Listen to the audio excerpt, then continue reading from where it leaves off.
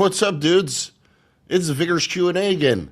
Sorry for putting it live a little bit later, because today I was at the bodybuilding show all day, and I wasn't sure what time I was going to come back. But I made it.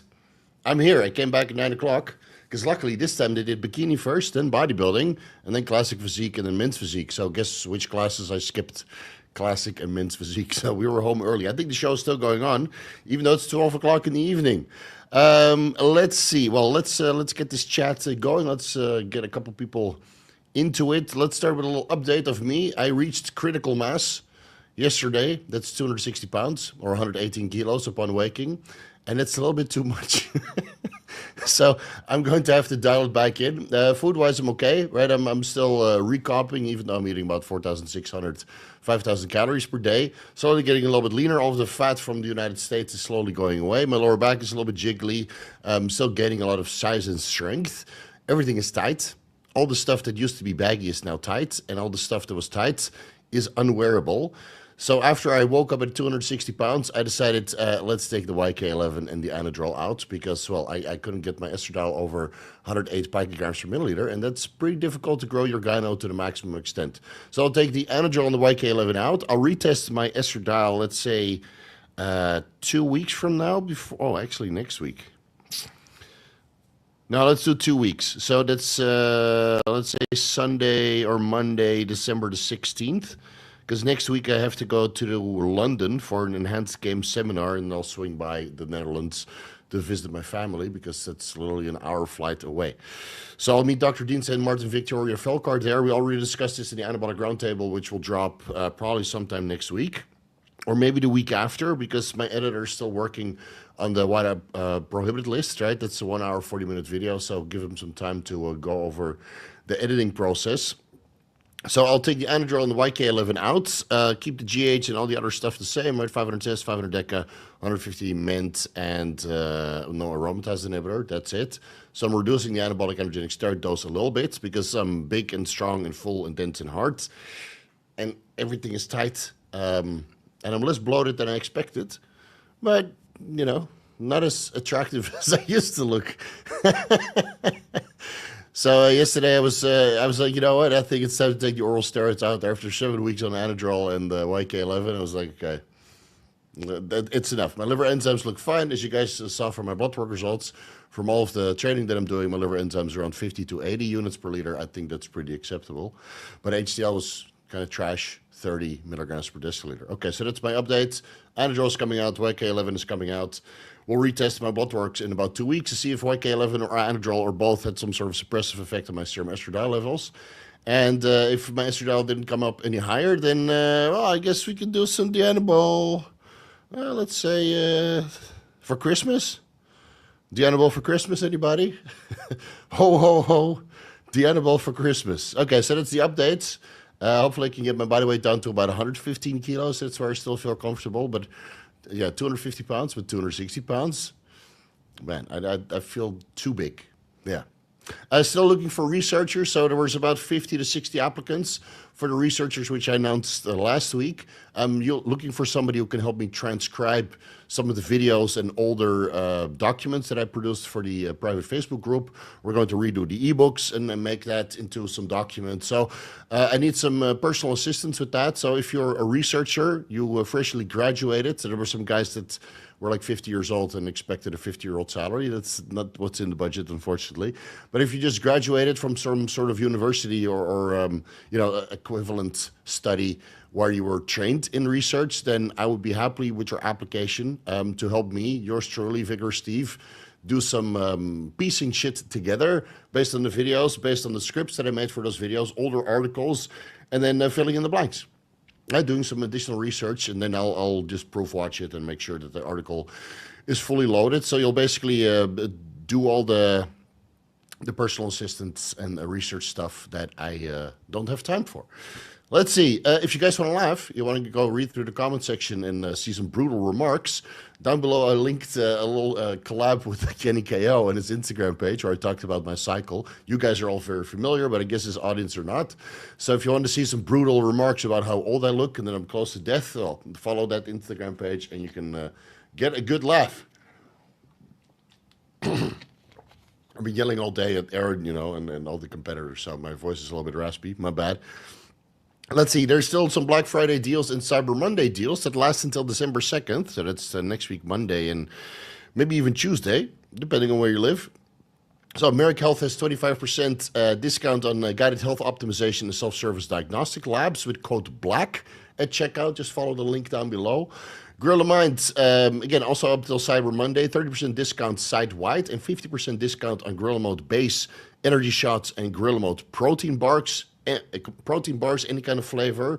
Orders over $75 will receive free shipping. That's, I think, only within the United States, though.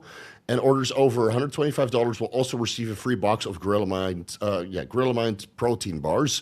So instead of getting 50% discount, just spend over $125 after the discounts, obviously. So that would be a side value of, let's say, $200 to $250, depending on which discounts you're going for. And then you get some free protein bars, bro. And you'll get 3 times the entries for the 100K car giveaway with code VIGOROUS. Link down below. Same for Intelligent Shop. Up until Monday, December 2nd for, Cyber Monday. So 30% discount on skincare and hair loss prevention. 50% discount on fragrances, which is absolutely insane. And if you buy the fragrances on Cyber Monday, so that's next week Monday, then you also receive 2 times 2 ml fragrance samplers with orders over $50, which should be easy to reach. Discount code VIGOROUS, link down below.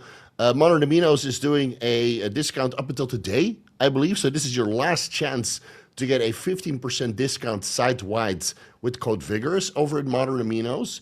And unfortunately, I can't post a link, but I'm sure you guys can find the website yourself. And same case for Cosmic Nootropics. They have up until Cyber Monday, so that's Monday, December 2nd, 15% discount site-wide with code VIGOROUS10. Should be code VIGOROUS15, but it's 15% discount with code VIGOROUS10. And if you pay with cryptocurrency, you get an additional 25% discount. Because, well, you blink, and then cryptocurrency is up 25%. So why not give that to the customer? Because those 25% gains are every single day now, especially if you're into altcoins. Well, let's see if anybody is complaining about the audio. No, should be fine. Okay.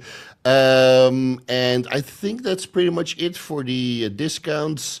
So yeah, we had the Operation Gyno updates. Give it a watch if you haven't already. The WADA-approved doping stack for 2025 is recorded, and in the editing process, it will take a while because it's a 1 hour, 40-minute video, because fuck WADA. I'll give you all the options which are approved. Here on Supplement Stack, I recorded. Methylene Blue Deep Dive is basically done with scripting, so I'll be able to record that. And YK-11, since I'm now done with YK-11, I should be able to make a deep dive scripting for that as well. It should be a short video. Because, well, long story short, suitable for the off-season, at the end of the off-season instead of Anadrol or Superdrol. But watch the deep dive so you can get some more information. And I'm working on the most important video of the fitness industry. Yeah, but it will take a while. And that takes, I want to get that done before the Methylene Blue and the YK-11. So, yeah, even though the script for Methylene Blue is almost done, and the YK-11 script will take a couple days, I want to get this video out the door. Because it will be the most important deep dive for anybody that ever took steroids. Yeah, I'm excited. All right, let's have another sip of water, and then we're going to go to the questions. Joe Lowry. Easy question. Do I need to refrigerate B12 and methionine, inositol, choline, vials? Thanks for all that you do. I don't think so, because usually what we refrigerate are the amino acids, right? So that's the peptides, the growth hormone, and the insulin, and the IGF-1, and amino acid blends. But methionine, inositol, and choline and B12 are basically molecules, so the bacteria can't feast on that and break the peptide chains apart because there's no peptide chains. Methionine is single molecule amino acids, inositol, same, and choline, same, and vitamin B12. Same. So technically, you don't need to refrigerate that.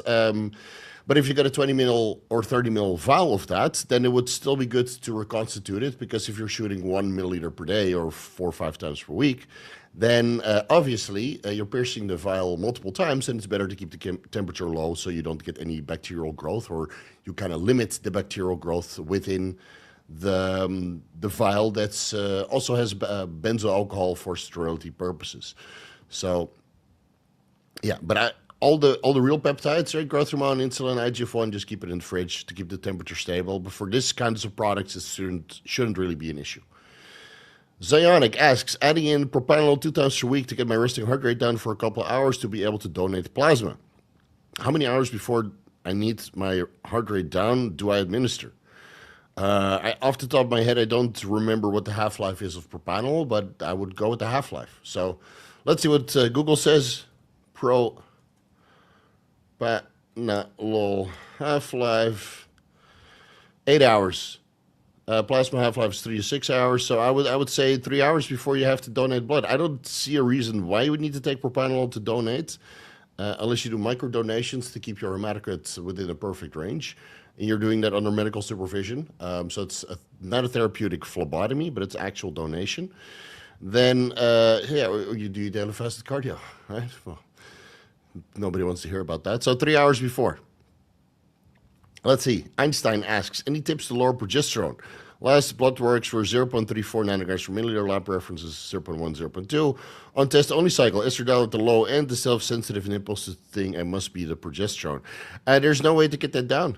You either metabolize progesterone slow, which I'm not entirely sure off the top of my head what the pathway is, but I'm sure I can piece that together. So I have a video called Steroidogenesis Inhibitors. I would like to give you that a watch, or I would like you to give that a watch. Steroidogenesis Inhibitors. You might be taking a compound that inhibits the breakdown of progesterone into, right, aldosterone or corticosteroids or something else downstream. Or you produce a lot of pregnenolone in the mitochondria, and that's converting into progesterone. It could also be the case. So, you know, or it could be a lab error. That happens also. My progesterone levels are 0.25. I don't have any sensitive nipples, even though my gyno is growing, which is gross. But on that low of a progesterone level, even if it's 1 nanograms per milliliter, you don't have to worry about sensitive nipples. It could be coming from something else. It could be from estrone converting into estradiol locally at the nipple tissue. Maybe your prolactin levels are high. Maybe you're touching it all the time, and that's why they're sensitive, right? I mean, a lot of people are paranoid about gyno, and they just keep touching that shit all the time. But I don't think it's related to your progesterone levels because, what is it, 0.34 nanograms per milliliter is not that high, dude. Zionic asks, going to add Tren in for 2 weeks, how fast can I titrate up to 30 milligrams per day to avoid sides? 10 milligrams day 1, 20 milligrams day 2. Well, it's a half-life of 3 to 5 days of trenbolone acetate, right? So you would be able to titrate up every 5 days. So if you start with 10 milligrams per day for 5 days and see how you feel, then you can go up to 20 milligrams per day. But if you go from 10 milligrams day 1 to 20 milligrams day 2 and 30 milligrams day 3, then, well, throughout 14... Yeah, I would do it a little bit slower. I would build it up every 5 days, 7 days maybe. You know, 30 milligrams per day is 210 milligrams per week, man. And most people don't run it that high anymore. Most people run it at 150 milligrams per week. I ran 25 milligrams per week, and that got the job done, even though people thought I was crazy, but still bigger than you guys. So, you know, take a page out of my book and just run the lowest effective dose. Watch the Trenbolone deep dive. It explains everything. It's only 1 hour long. Dumpster Buster asks, hey Steve, my lab uses liquid chromatography tandem mass spectrometry. Is there any risk that Primo and Anavar will detect as testosterone? No, that's the most sensitive test you can do. That's high sensitivity testing. So nothing will detect as testosterone besides testosterone. Biscup asks, still on topic of this break, how was your brain doing when fasting? I always fasted during work week, physical work. Not sure if fasting during this break will ruin my mental work. Focus plus no normal work, that's 8 extra hours to think about food. I don't know. I'm always fine. Today I fasted for most of the day when I was at the bodybuilding show because I didn't want to get any bloating, any stomach upset. So I didn't eat. And again, you know, if you're 260 pounds, if you skip a day of food, I mean, how much you're going to drop? 2 pounds, 3 pounds? Whoop-de-fucking-do. At least tonight I won't snore. So I had a little bit of salmon today before I got started. But yeah, if you fast for a couple days, then of course you get a little bit of brain fog towards the end and you get a little bit anxious, a little bit ready to eat. So everybody's different. Just suck it up. It's that simple. If you follow a ketogenic diet, it's much easier to get into ketosis, obviously, when you start fasting because you're already in ketosis, and then the fast is easy. So I was in ketosis yesterday because I follow a ketogenic diet, and today I had no brain fog, no loss of energy, no lack of focus. I was happy-go-lucky all day at the bodybuilding show, running around helping people.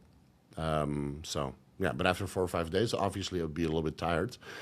But yeah, if you're doing physical work, then yeah, it might be tough because you're burning through the calories quite fast. So everybody's different there. I sit on my ass all day doing research. Lugo asks, uric acid went from low to lower, 3.5 to 3.2. Okay, so that's below the reference range. Hemoglobin A1C drops from 5.3 to 4.7. As well, blood work was 6 weeks apart. Diet has been pretty consistent. I'm 3 weeks post gyno surgery and also 6 weeks into TRT, 25 milligrams daily, so that's 175 milligrams per week. Would the surgery have anything to do with it going lower? Not sure why uric acid is low to begin with. Oh, probably because you didn't train and still kept hydrating, or maybe you're eating less. And obviously your protein metabolism is going to be different after surgery because, you know, uric acid, blood urea nitrogen, creatine phosphokinase, it's all protein metabolism, right? And it can be altered by training. So if you're just sedentary and you cut your calories down, your carbohydrates down, then yeah, it could have an effect on your blood work. But for that, I would need to see your actual diet.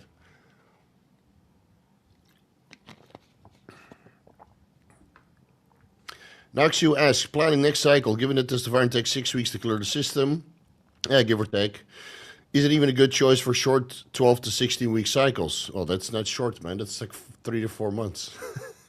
Plus, like when you get started, it starts working right away. And it's not like you're going to end up at max strength on the dose that you're aiming for. The strength and the metabolism and the recovery and the protein synthesis, that all needs to build up as well. So that's why a kickstart is retarded. You just start with the dose of 250, 500, wherever you want to start. And then as serum levels go up, you get stronger into those serum levels. Your protein metabolism goes up. Your synergy with the other compounds goes up. Your strength goes up. So as the serum levels go up, you're building up your anabolism, your anabolic response, right? And you wouldn't be able to grow faster than that anyway. So there's no need to front load. There's no need to run test P. If you're going to do a PCT after, then shit, if you're doing a 16-week cycle and it takes 6 weeks to clear, then you're basically on cycle for 12 weeks. You're going to make more gains in 12 weeks than you do on a 12-week cycle of testosterone propionate, which clears the system in 2 to 4 weeks. The longer you stay in gear, assuming that the dose is moderate, the more gains you're going to make. And the more gains you're going to lose if you do an actual PCT. That's why most guys come off to TRT, not PCT. And again, after PCT, you blow the fuck up, as I have shown you guys many, many times. So it's whatever you want, right? Biscup asks, just got my Cerebrolysin. I get 2 weeks off for Christmas, an empty house, plan to do loads of research and writing. Would it be better to start Cerebrolysin now to finish it just before the break, or run it during the break? Did you have a good mental game while on it? Yeah, my mental game on Cerebrolysin was great. Much better than Cortexin. I already miss it, but I'm sure the Cerebrolysin effects will be long-lasting. Dude, if you get 2 weeks off for Christmas and it's an empty house, I would take different drugs than Cerebrolysin. But that's just me. A combination of mushrooms and MDMA is very enjoyable. And, you know, the Christmas tree will give you some sort of insight into, into your life, assuming the dose is high enough. And then you can use Cerebrolysin after your candy flip experience to kind of heal your brain from all the, you know, the stress you put it on. You know, get some 5-HTP ready and maybe some tryptophan supplements, not the day after, but maybe 2 days after, to kind of replenish your serotonin levels. And that's what I would do if I live in a country where, you know, that kind of stuff would be a little bit more tolerated. Unfortunately for Christmas, I go to New Zealand, so there's no candy flipping, or what is it called? Whatever the combination of mushrooms and MDMA is. That's not in the cards for me, but if I were in your situation and it would be, you can get away with it, then yeah, that's what I would do. Anyway, if you want to do a lot of research and writing, start the Cerebrolysin now, man. Run it for a month, 5 milliliters per day. And then you'll use it for the 2 weeks that you're off for Christmas with an empty house, and maybe 1 or 2 weeks afterwards, and or you start the entire December. And then let us know. But hopefully by the time the Cerebrolysin deep dive will be done. but give me some time. Skull asks, should athletes on TRT base cycle 4 to 6 weeks? Okay, it's a base cycle of TRT. He wants to run 4 to 6 weeks of 5 to 10 milligrams daily of Turinabol or Anavar, or stay on it daily. It depends on your stamina and endurance, right? If you get great stamina and endurance on a low dose of oral steroids, then by all means go for it. If you can keep your HDL and total cholesterol and all your metabolic markers in range. But a lot of guys experience cramping and loss of stamina on Turinabol, and same for Anavar. So start low, build your way up, see how you respond. Again, athletes is a very broad term, so I'm not entirely sure if you do track and fields or long distance running or cycling, right, or basketball. So everybody has a little bit of a different response regarding their unique sport that they play in. And as always, start low, build your way up. When you get side effects, do some blood work, and then see where you're at, see if you can continue it or not. Also, as of now, I have named the best exercise for each body part. What would they be? Thank you for your time and what you do. You have to figure that out for yourself because everybody's biomechanically different. And of course, if you go to all the exercise channels, then they have all the answers for you, but they don't know your individual biomechanics. And so you just got to experiment. I think the biggest tricep builder for me was overhead tricep extensions. And I'm sure if you go to the exercise channels that use evidence-based exercise methodologies, they say that overhead tricep extensions are the worst exercise. But if it works for you, man, fuck the science, fuck the YouTube channels. You're making gains. And that's all that matters. So, you know, just do what works for you. That's half the fun. Dude, I do 1 leg workouts, right? I do 2 leg workouts per week. 1 leg workout is on the H squat, which is an absolute insane machine. Everybody shits on that machine, but I feel it the best in my quads through the full range of motion, especially if you use some chains and bands to make for progressive tension, right? So as you press it, it gets heavier. I use the leg press. It's actually a toe press, the hammer strength toe press, but I put my heels on it. So I press into the machine because it doesn't go all the way. So I really press into the machine. So there's 1 inch where I'm just pressing and it doesn't go any further. So I can really get a peak contraction in my quad, and it goes all the way with my knees into my chest. And then I do leg extensions where you're laying all the way back for the maximum range of motion, you know. And okay, that's a little bit accepted now, but if you look at how people used to do leg press like 3 years ago, you would sit all the way forward for the maximum peak contraction where your hips are all the way forward and your legs is all the way contracted, so your muscle is all the way shortened. And now they want, you know, the most range of motion with the squeeze and the stretch. So just do what works, man. Do what's enjoyable. Do what works. And if it's enjoyable and it doesn't work, then you're gonna have to change for something that does work. It's that simple. I asked about the Helios protocol last week. It arrived since then. Is 30 minutes enough time to take it pre-workout or pre-cardio or closer to 1 hour? No, I think 30 minutes. 20 minutes is when I start to feel it. That yohimbine and clenbuterol, when you inject it, sub-Q into the adipose tissue that you want to shrink, it hits hard, man. It hits fast. So I would do 20 minutes to 30 minutes before fasted cardio. Not pre-workout. Then your heart rate would be too high. I would do it before fasted cardio. That's the only time I would really recommend it. Jean, furious, currently on 50 milligrams Anavar, only sublingual, just a spike up a bit of power. We'll be using a bit of aromasin alongside of it. No time for proper PCT, prevent any shutdown or not. So you want to use Anavar. No time for property. So you want to use Anavar only cycle with aromasin alongside of it. You've come to the wrong vigorous Q&A, bro. You guys know what I feel about this. Alvaro, what's up, bro? Good luck with those timestamps today. I was thinking as part of your Gyno Quest project. What was that video game series? Quest. Anyway, never mind. Point and click, a long time ago. Produced by Sierra. Anyway, you guys let me know. How about adding in some D-ball for a bit of yourself? Yeah, I might throw in some D-ball around Christmas. Yeah, let's see. But again, I'm 260 pounds, so let's see how much I am after taking the YK-11 and Anadrol out for 2 weeks. If I'm still over 250, then I think going on Anadrol is not a good idea because then it'll probably be like 265, 270. Because now I'm not that bloated. You know, I'm actually quite okay. I'm kind of lean, good veins and stuff. You know, I just don't know what's going to happen when I throw in the Anadrol. No. For science, right? Brandon, Cerebrolysin or Cortexin with an SSRI, any negative interaction you know of? No, not that I was able to find in the scientific evidence so far. Now, I've mostly researched Cerebrolysin, not so much Cortexin. So far, I think I got 2 shots left of Cortexin, and I don't notice a fucking difference. If anything, I feel less rested when I wake up compared to Cerebrolysin. So my personal preference would go over to Cerebrolysin versus Cortexin. But based on the scientific evidence that I've reviewed so far of both, I can't say that there's a negative effect on an SSRI.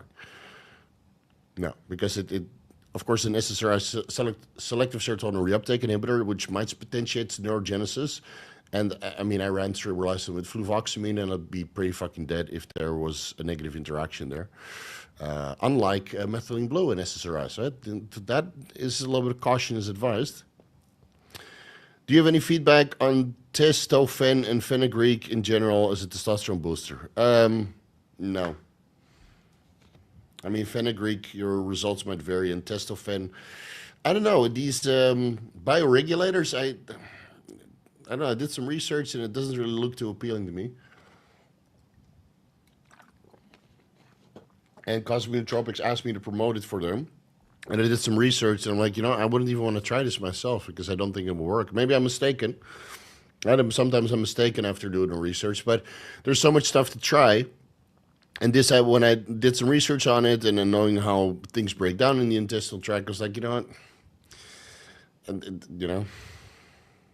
I'm not interested to run it. And if I'm not interested, then well, you're going to have to rely on somebody else. So, personally, I would not run those. I would run actual testosterone.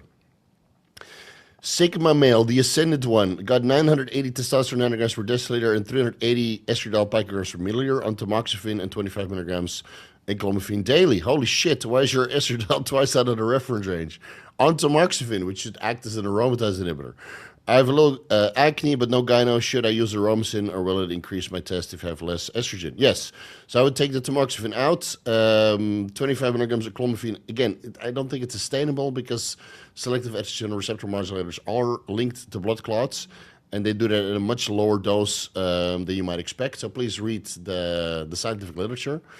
And high estradiol is also linked to blood clots, but that's a much higher estradiol than you could potentially get gyno from. I mean, like pregnant women have sky-high estradiol levels and they don't get blood clots.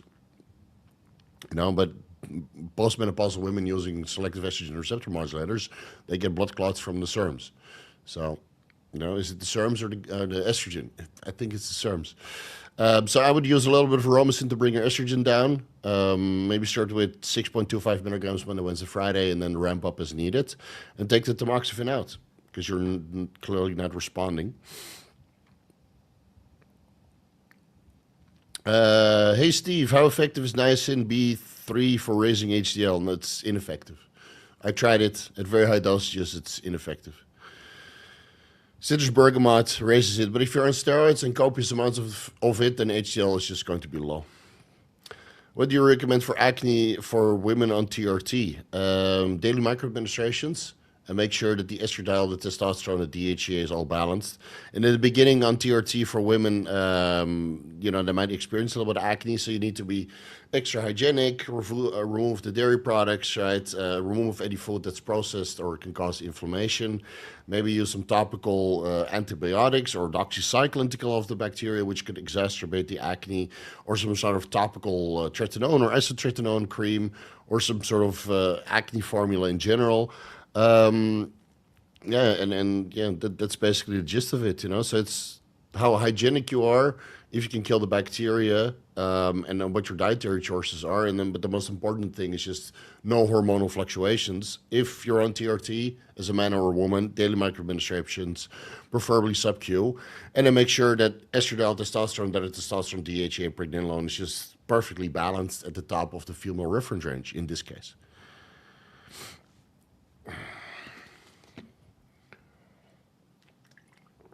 Hey Steve, is there a particular time when to take TUDCA or N-acetylcysteine with food or without food, morning or evening? So I included this in the over-the-counter supplement stack, but that will be a while before that drops. TUDCA I would do 250 milligrams with every meal, and then depending on your dose, if that's 500 milligrams, I would just take it morning and evening. But if you're on a heavy cycle with oral steroids, I would take 250 milligrams with every meal. So I was taking like 1250 milligrams TUDCA per day, and that's why my liver enzymes were not that high. And it's still 16,000 milligrams with morning and evening, and I would take all of these supplements with food. I would take medications on an empty stomach, so thyroid hormones, I would take it on an empty stomach. Oral steroids, empty stomach, unless I take it sublingually. Telmisartan, Nebivolol, ezetimibe, all empty stomach. But then vitamins or micronutrients or building blocks for particular hormones, or in this case, glutathione. Excuse me, glutathione. That I would just take with food, so it kind of slows down the absorption. You would get a similar absorption time as you would get the micronutrients from the food that you're digesting. Should a valve test be refrigerated if it appears multiple times? No, because it's oil-based and it has benzoyl alcohol. So, and it's testosterone, it's a molecule, it's not a peptide. So you don't need to. Thank you for your answer. All right, my pleasure. You super chatted $10 twice? My God, man. Well, crypto gains are high, so feel free to shell off for some cryptocurrency gains. To yours truly. For those who are candy flipping, N-acetylcysteine will go a very long way to help with oxidative stress in the brain afterwards. Yeah, I would do 600 milligrams injectable glutathione on the morning of MDMA or candy flipping or whatever you do, and then the day after. And that allegedly keeps you very fresh. Yeah, you can work the next day and record videos. Allegedly. Allegedly. You didn't hear that from me. Presumably, the YK-11 is causing estrogen suppression. Yeah, it wouldn't surprise me, man. Which might explain the joint issues people experience. Yes, that's what I mentioned in the video also. And then again, I think a lot of YK-11 is actually Winstrol because, yes, I feel tight. Yes, I feel dense and hard and strong, like my chest, dude. It's, God damn, it's like a rock.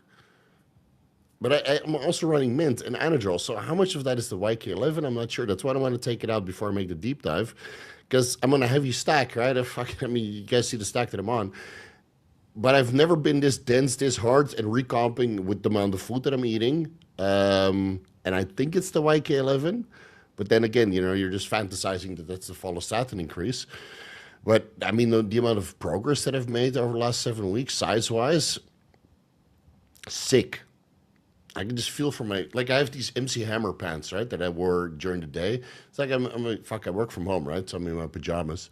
So I've got these MC Hammer pants, like crotch around the knees, super relaxed and stretchy and stuff. And they're tight now. You know, not that my legs are great, but they used to be loose like 7 weeks ago. Now they're tight. I had to get a suit made for the seminar at the enhanced game. So I fitted a suit last week, and then I went to the fitting, and I couldn't get the pants on. Fuck. So did I grow that much, or did they fuck up? So I told them to make it 32 inches. So I had a little bit of an inch wiggle room, right? So just make it 32. And of course, fuck my life, I'm going to take the Anadrol and the YK-11 out, so now it probably looks like MC Hammer pants again.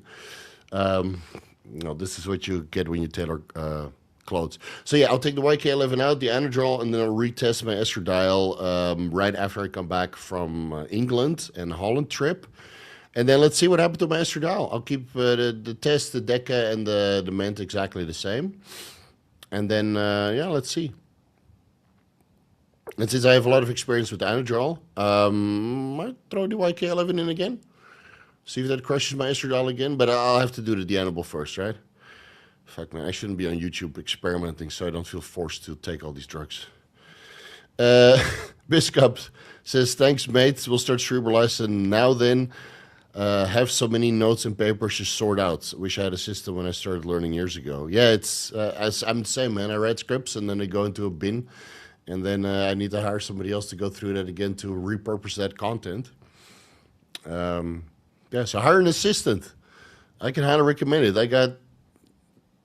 I'll have like 3 assistants and an editor and then my wife. So my staff will be, and the timestamps guy, but timestamps guy also wanted to be an assistant. So let's see if we cannot make Alvaro JD full-time. Because if anybody earned a full-time position in the Vigorous crew, it's Alvaro. Alvaro doesn't miss. But let's see. It's up to my other assistant to do the proof or the filtering first. So King's Quest, that's the one. Man, it was a great video game. All right, Mike Freeman, not Tony Freeman, Mike Freeman. Hey Steve, during Anabolic Roundtable Live, you mentioned best mass cycle is Test Anadrol and Tren. Well, that's what we came to the conclusion with Kurt. What would be the best risk to reward dose from your experience? Many thanks. I mean, dude, it depends on your experience. So my experience, like I don't mind going up to a gram a test. Now that I'm older, 150 Tren, and then maybe 50 milligrams Anadrol per day on workout days, and then 100 milligrams on leg day.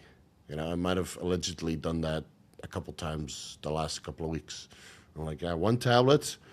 Today I'm going to do like 5 plates on a leg press for 12 reps. It's one of those leg presses that is very heavy. It feels like 10 plates on another leg press, but it's like 5 per side. You're fucking grinding your teeth. You're almost sliding out of your chair, so you have to lock in.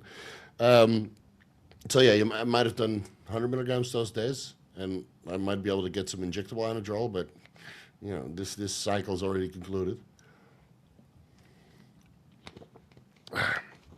Too bad. So I don't know. Start low, build your way up, and then you know the best risk to reward is where you're making gains, but your blood work is not so much affected. And Space Quest and Police Quest. Yeah, Space Quest I also played. And of course, Leisure Suite Larry, but that's a different kind of video game. By the way, BTC is hovering around 95, and we nowhere near the retail euphoria. No, man, it's going to take some time. We're just getting started. I sold at 98,500 and made a little trade, and then I sold at 98,000. And now I'm going to ladder into altcoins because I think the altcoin season is starting soon. You see that Cardano and Ripple are really going up now. So I got some small positions in there, but you know, when you see them go up like 10% per day and Bitcoin's hovering around, you're like, I know, and Bitcoin, you know, broke down, or Bitcoin dominance broke down. So I'm gonna reposition some of the cash into altcoins, and then let's see. Can't complain, man, if you're making money. Steve, how long after stopping tamoxifen do you do blood work? Well, so the metabolites of tamoxifen are detectable for up to 45 days, but if you stop tamoxifen, I would say 1 month. Usually 1 month for estradiol levels to kind of go up and down is a good time. So assuming you want to check your estradiol levels, 1 month. And that's why we do blood work every month, because then we can see the trend. Hope you're doing well, Benjamin. Zionic. I've been microdosing Refrigerated at 1.4 milligrams every 3.5 days. That's not really a microdose. That's just 3 milligrams a week. That's pretty high. I've been at it for 114 days. Holy moly. Losing appetite suppression, increase the dose frequency, or adding something else, semaglutide, for instance. No, it does all work through the same pathways, and Refrigerated is superior to the other fat loss drugs. So you would have to increase it. And this is one of the reasons why I don't want to run it year-round. Like, of course, Chase and some other guys are now saying, run Refrigerated during the off-season. I mean, I'm not hungry at all right now. I'm just eating. I don't know if I want to have a cheat meal. I just eat fucking food that is healthy, and I don't enjoy Refrigerated. Could it be beneficial from a metabolic perspective? Perhaps. But I want to be, when I do run it on a next cut, I want to get the appetite blunting effect. I don't want that to go away. And then I have to escalate the dose upwards to 10 milligrams per week. I mean, it's not cheap, dude. So maybe go to 1 milligram 3 times a week. So from 2.8 milligrams to more frequent injections. And then you could go to 1.3, 3 times a week. And then 1.6, and then 2. The problem is with these GLP-1 receptor agonists and similar products, the GLP-1, GIP, and glucagon receptor agonism, that you build up a tolerance and that the appetite suppressing effect goes away the longer you take it. That's why I'd rather not run them too long, because, you know, the other benefits you could get from injecting glucagon or taking DADA or eating less food. So these compounds are expensive. And even though Modern Aminos has 15% off, I would rather have you guys save some money and use you know, these compounds intelligently, because, well, increase the dose until you're shredded, then taper down slowly, and then you know, and then you should increase your calories slightly to compensate for the lack of appetite suppression because you'll be brutally hungry. Benjamin, how would you treat diarrhea? Lower fiber and fats and keep same calories or what? It kind of depends on what kind of diarrhea and what's causing it, because different kinds of food poisoning can cause it, but it could also be caused by gluten intolerance or I don't know, alcohol or you know, inflammation of the biliary or bile acid production, right? What was it called? Jeez, I'm losing my voice already. Fuck, but what is that fucking organ called? I'm drawing a fucking blank now. Anyway, could be some inflammation of the organ next to your liver. Well, it's been a long day. So if you have diarrhea, I would just add in more fiber to kind of bind up the fluids. And maybe take an antibiotic if it's related to food poisoning, you know? Again, you're in the VIP group, so just send me an email, man. That's it for you. Have you ever seen clients develop gyno on sublingual anadrol? No, not really. And usually when the guys develop gyno, it's during the off-season when they run anadrol, not during prep. I don't think I've ever heard anybody develop anadrol or gyno during prep when they run anadrol at the end. It's always in the off-season. So there's some sort of estrogen interaction, perhaps, that is exacerbated by high estrogen and progestogenic signaling. So that's why I wanted to run anadrol right now.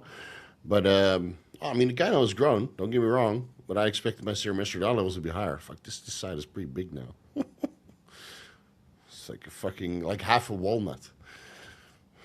Nasty. Or it's more likely through oral and traditional metabolites. So if you take sublingual anadrol, you would think you get more, if it interacts with the estrogen receptors, you get more of that because the anadrol doesn't metabolize into mestanolone. Mestanolone is produced through the metabolism of oxymetholone when you take it orally when it passes through the liver. And then mestanolone is a lot more androgenic on paper, right? Anabolic to androgenic ratio is, you know, take it with a grain of salt. I have a video on that. Just search the channel.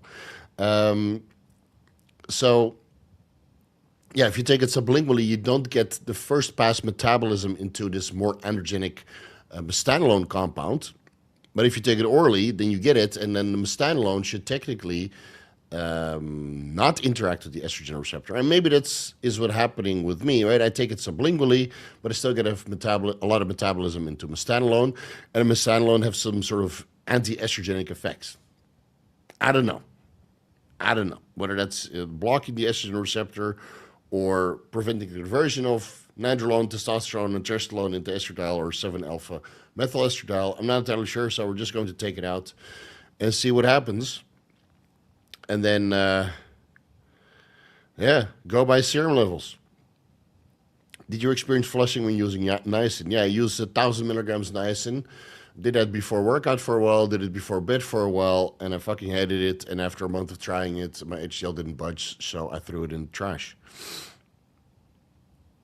I just did blood work, cholesterol change from 220 total to 300 with 52 HDL. The only change was diet was 8 real eggs, egg whites daily. How's this possible? Oh, you're not eating more cholesterol. I don't know. Maybe it's time for ezetimibe, man. You're 8 real egg whites daily. Yeah, that doesn't make sense because egg whites don't have additional cholesterol. So maybe there's something else that's going on. I eat 5 whole eggs in the morning and 3 whole eggs before bed. And then about 2,700 milligrams of cholesterol. And my total cholesterol is 110 milligrams per deciliter. But I take 10 milligrams of ezetimibe in the morning to prevent cholesterol absorption.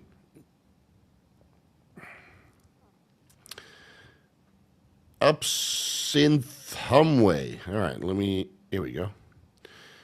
Hey, big guy, been helping my little brother and his wife lose weight over the last 2 years. He's done 145 pounds and his wife has done 80 pounds. Nice.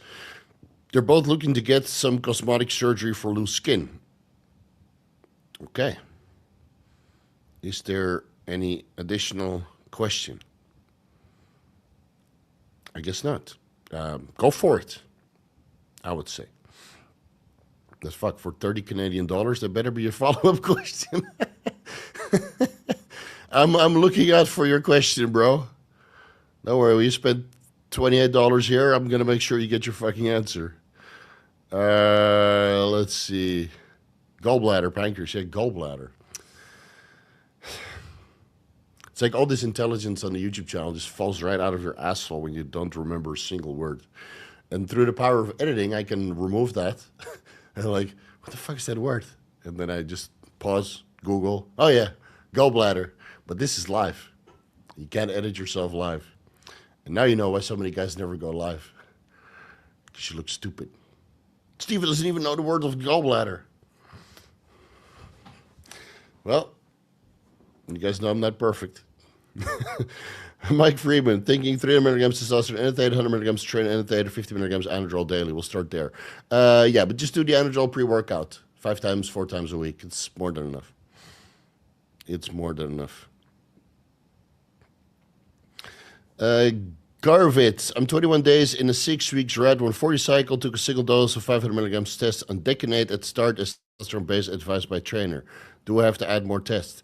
Yeah, and 500 tests as a start is a little bit high, so I would go with ideally daily microadministrations.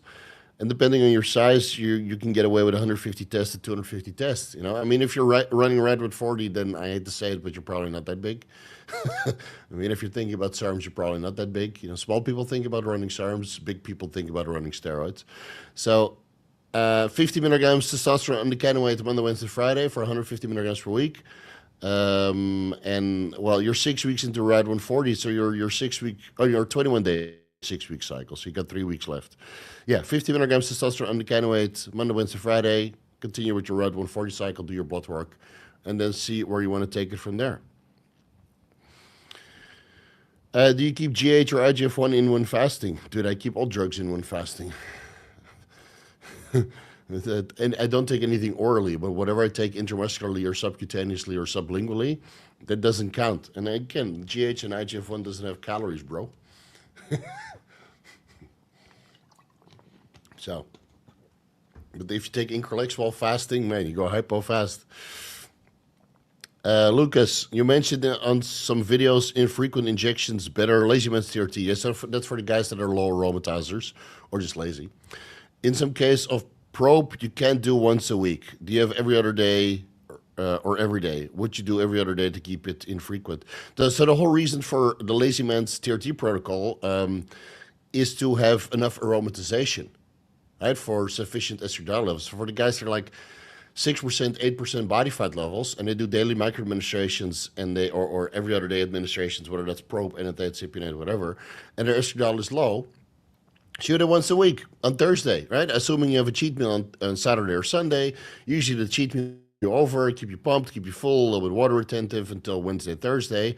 And then when you start to feel a little bit low from a glycogen and energy level perspective, you shoot some fucking tests and let that aromatize. So again, watch the video again, it will explain itself. But the whole reason of doing this protocol is to have sufficient estradiol. And again, if you go with propionate, then you simply have to go with your blood levels. So if you don't get enough estradiol and propionate, and once a week is not enough to make that estradiol last till the end of the week, then do it twice a week. That's why we do blood work, guys, because I can give you a blueprint, but I can't give you a cookie cutter, completely customized protocol because there's millions of people out there. And I'm not your coach. We didn't do a consultation. So I keep it broad. I give you all the information for you to piece it together. And then hopefully you're smart enough to piece it together by doing blood work. So yeah, blood work. AI crypto narrative could be strong. Already accumulated some decent bags. And yes, Bitcoin dominance looking to reverse from this point onwards. Yeah, I think it was at 57.3. And I had a feeling that that was kind of hitting against the bottom resistance. I was still all in Bitcoin. So it's kind of, or not, what, 80% or something. So it's kind of hoping for a last Bitcoin pump where Bitcoin just moved to 125 and then sell it there, right? Let everything line till 1618 and then go into altcoins. But I guess that's not going to happen. So we're shuttling some funds. You know, you got to go with the charts, man. Let's see how this month closes. I'm excited. I'm excited. Yeah. In cutting an aromasin pill in fours, I get to get 6.25 milligrams. How do you do that? The pills are so fucking small. Yes, so you get a tablet cutter. You can buy those on Amazon. They have a little razor in the middle, and they have like a sloping wedge, I guess. So you just press it all the way forward. So remove your finger before you press it down, and then you cut it in the middle. And then you have to that half tablet. You have to, make sure that it's completely wedged in there properly, and then you cut that in half again. But yeah, man, Pfizer aromasin tablets, they're like tiny. So the good thing is that the half-life and active life is a couple days. So even if one is like 8 milligrams, the other one is 5, it doesn't really matter, man. Over time, it will kind of compound. So, we went through this quite fast today. Holy moly. There's 250 people. You guys liking? Are you guys doing your part? Let's see how many likes we get so far. 45 likes, 250 people here. Oh my God. Well,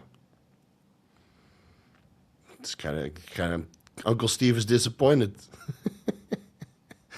All right, let me, could I send a sticker to send my question after? I can't send a super chat for some reason. Yeah, just send a super sticker and then I'll answer the chat. But it could be that you're asking with words that are in the spam filter. So just send a sticker and then we'll get to it, buddy. Don't worry.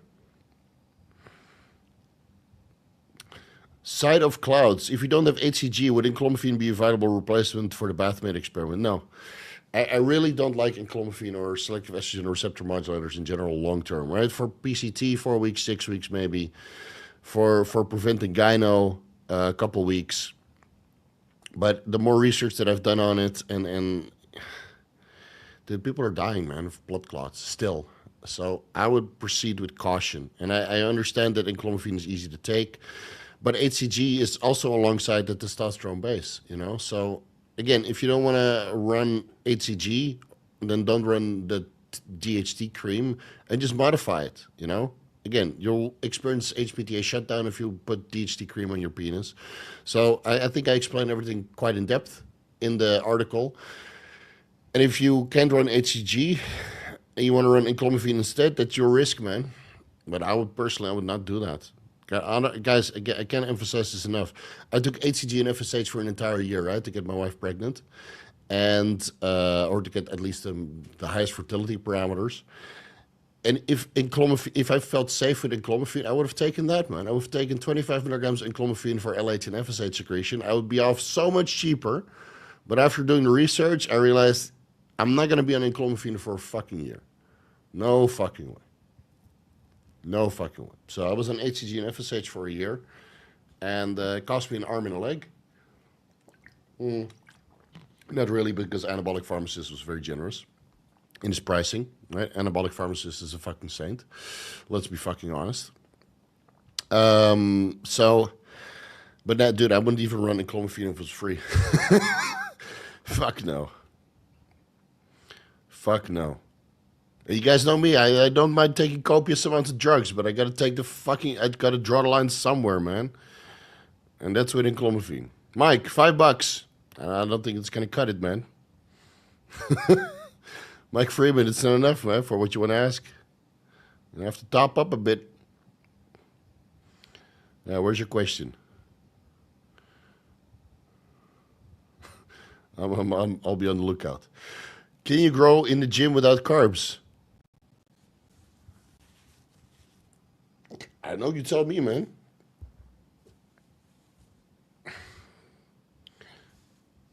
Look how thick this is. Look at me, it's coming off the bone, dude.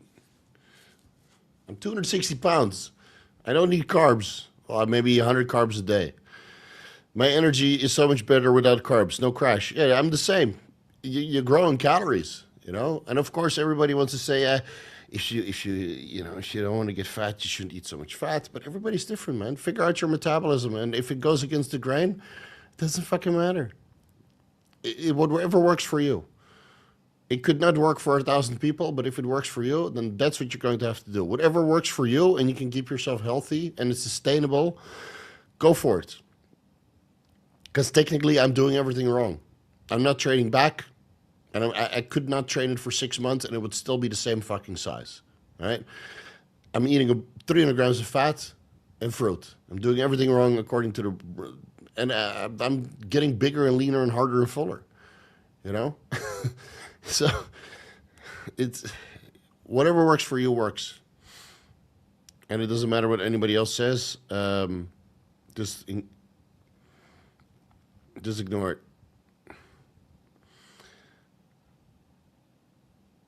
I don't see your question, bro. How do I send it through Instagram?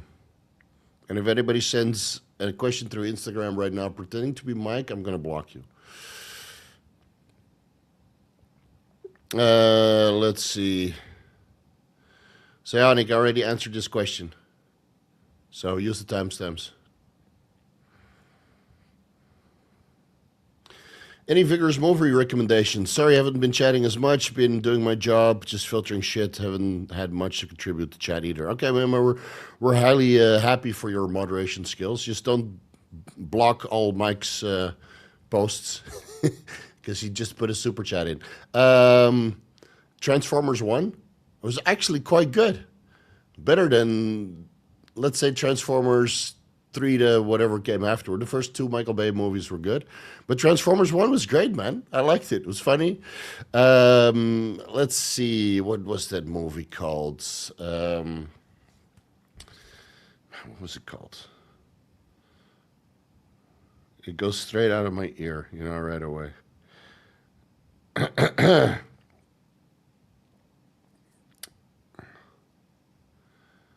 Man.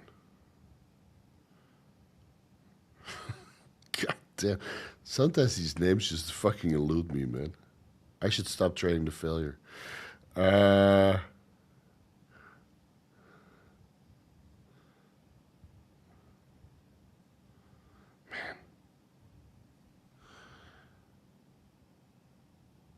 The Substance.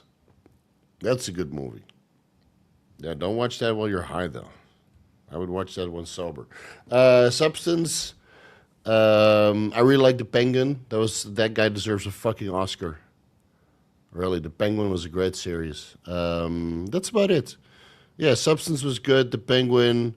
I like Tulsa season 2, but it was kind of repetitive. It's basically the same, so nothing really new. It was a good series to watch, though. Kind of time killer. Half of the time I spent on my phone. But with Penguin, I was glued to the screen. Same with The Substance. And what else did I watch? I turned off a lot of movies recently. I'm not going to lie. I turned off... those names I already forgot. Megalopolis I turned off after 10 minutes. It's like, fuck this, I can't get into this. That new... I turned a lot of movies off. So, The Substance, Tulsa King Season 2, and Penguin Season 1. That's about it. Doing fasted cardio for a while. I think I went hypo after going too hard and fainted 40 minutes after my session. Think I went too long without eating. Advice: eat right after. Yeah, if you go hypo, just eat. It's not rocket science. Or have like a little Gatorade on the side.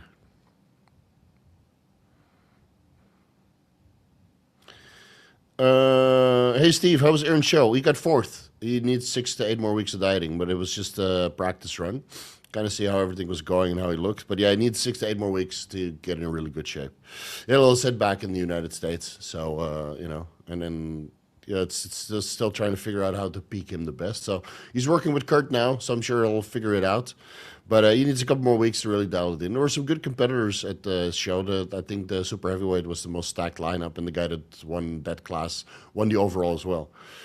What did he do well, and what can he work on for the next shows to get a pro card? He just needs to get in shape. It's that simple. With Aaron, he's got all the size, the posing is there, the tan is there, the stage presence is there. He's got stamina for days. He just needs to get shredded, and that takes another 6 to 8 weeks.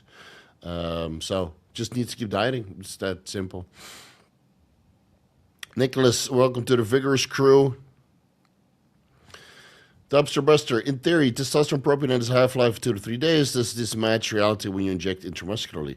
It kind of, an MCT oil, yeah, it might be even shorter because the half-life of testosterone propionate was based, I think, on grapeseed or cottonseed oil. And MCT oil just disperses a lot more fast. So I would say that it's 1 day to 2 days. And then again, it depends on which muscle you shoot it into and how much scar tissue there is. So daily microadministrations, and then you don't have to worry about it. How's the man treating you? Like myself, your gyno hasn't moved from the 7-ethyl-methylestradiol. Funny as D-bol makes my nips itch, but men doesn't. Yeah, I mean, my gyno grew, but less than I expected. So that's good, at least. Like from all the anecdotal reports that I read on Ment, people said that gyno showed up the day after, which happened to be on Tren, but not on Ment. But I like Ment, man. It's of course I'm running Anadrol and YK-11, and I have experience with Test and DECA, but I really like this cycle. Yeah. 500 tests, 500 DECA, 150 Ment, and then Anadrol and workout days and YK-11 every day. I get some serious mass, man, and I got fucking strong, and the contraction and the, you know, the how you feel it, right? Of course, I'm fully loaded with fucking nutrients, but when I do chest, it's like everything is just so pumped, dude. I missed the off season so much. 3 years caloric restriction, man, 2,500 calories. You're like, Steve, why don't you get shredded being in a caloric restricted state so long? So I went on holiday and then I eat like an asshole. And when I go on a weekend, I don't do a clean refeed. I eat like an asshole also. So probably restore some fat over the weekend. And it's, you know, is it the best for bodybuilding and looking shredded online? No. But is it the best for my relationship and just having a fucking half day of normality in my life? Yes, it is. Because, guys, everything in my life revolves around bodybuilding. My consultations has to do with bodybuilding or fitness industry. My research has to do with bodybuilding or fitness industry. Then I go to the gym, has to do with bodybuilding. And then I cook 7 meals per day, or 6 meals per day, or 5 meals in a shake. It has to do with bodybuilding. So when I go out on Sunday, I don't want to think about it. I want to smell bodybuilding, and I want to see bodybuilding. If I go to a restaurant and they have cheesecake, then I'm just going to have it. And if my wife finishes half her cheesecake, then guess what? I have 1/2 cheesecake. And that's why we're still happily married for 10 years. But that also means that I'm just not in very good shape. Because, like, not bodybuilder shape. I'm lean, but I'm not in bodybuilder shape. And, well, with the trip to UK coming up, where it's going to be cold, and then a trip to New Zealand, where it's not going to be cold, but it's going to be Christmas. And then you go to Wellington. So I'll probably have beef Wellington every day. And then some wine and cigars. So... yeah, thank God my metabolism is high. Yeah, I'll probably have to do a week fasting afterwards. But yeah, Dianabol is on the Christmas to-do list. If Secret Santa gives me some Dianabol for Christmas, then, well, I might have to throw in 50 milligrams per day and grow this gyno properly. All right, Mark, send me on... that it should go right through. All right. Hey, Steve. Is a potassium intake of 8,500 milligrams and sodium of 2,500 milligrams safe on 60 milligrams telmisartan? Yeah, I would say so. That's what I'm doing. I also have magnesium at 1,400 milligrams per day and calcium at 1,900 milligrams. Also in 10 milligrams Cialis. So the 10 milligrams Cialis and telmisartan I would be more worried about than 8,500 milligrams potassium. But I would still advise you to check your serum potassium levels and serum electrolyte levels in general, just to make sure that your potassium levels are not running too high, right? Because everybody's different. I don't know your water intake. And, you know, if you take taurine or not, it also helps with a little bit of electrolyte shuttling, which... taurine helps with the balance, what is it called? The intercellular to extracellular water balance. And with that, the electrolytes also go through, right? So make sure you supplement with some taurine with this electrolyte intake. But it's actually very similar to mine. I take a little bit more magnesium because I train like an animal. And I take a little bit more sodium because I sweat like an animal. Because I'm in the gym where no air conditioning. And in Thailand, no air conditioning in general. So I sweat like an animal during the night as well. So, but it's very similar to mine, man. I think I get about 10,000 milligrams potassium per day. Oh, Steve, you're going to die. Yeah, still here. Still here with good blood work and normal organs.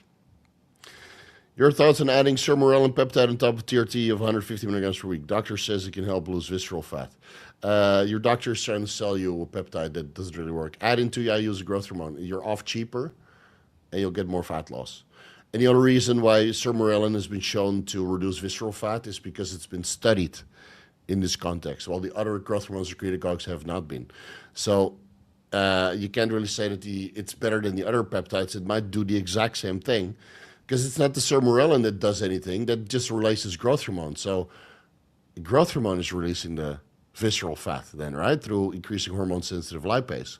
So if sermorelin increases growth hormone levels, then by increasing growth hormone levels, which you can do with melatonin or exogenous growth hormone or other growth hormone secretagogues, you would get the similar effect. Watch the growth hormone secretagogue cheat sheet for the maximum amount of growth hormone secretion you could get.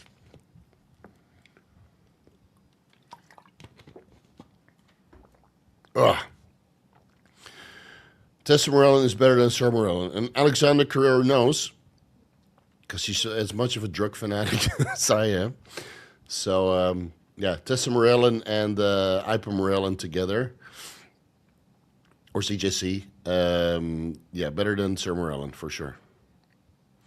My question keeps getting skipped over. I don't know, buddy. Sometimes they go through the spam filter and I don't see them.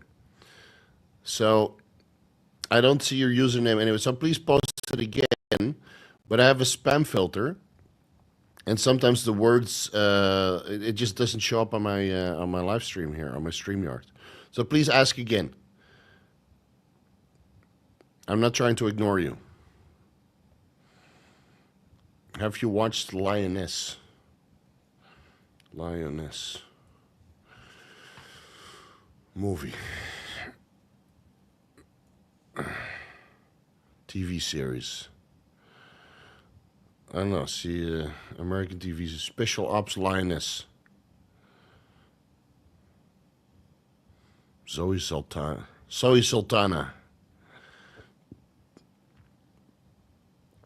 16 episodes. Doesn't look too appealing, but I'll look into it.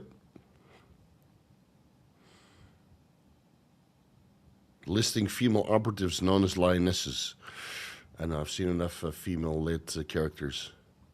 Gotta be honest, Alexander, it's not in my, it's not on my to-do list.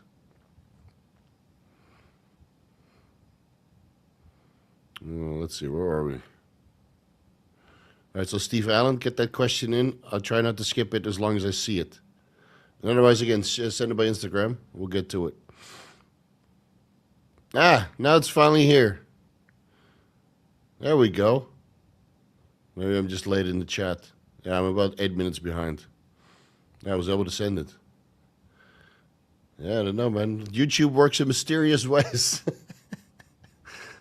Still haven't figured it out. Having a catheter ablation next week. Any suggestions for pre or post procedure? 3 to 5 hours procedure, maybe TB 500. Assist with healing. Catheter ablation. What is that for?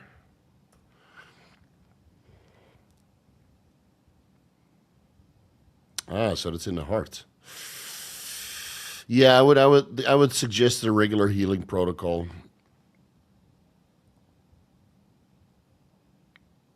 And then discuss with the doctor if how your electrolyte, your taurine, your ubiquinol, and all that stuff looks to help with the arrhythmias. But it goes into the hip, right? And then they go through that big artery all the way to the heart. It should be a small incision, so you might not even need TB500 and BPC. GHK copper would be good. Yeah.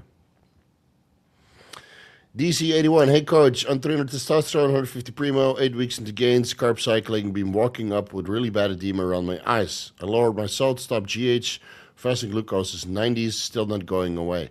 Maybe you have chronic inflammation from the carrier oils, because that's what I experienced when I was highly inflamed. So check your high sensitivity C-reactive protein, ferritin, and homocysteine levels on blood work.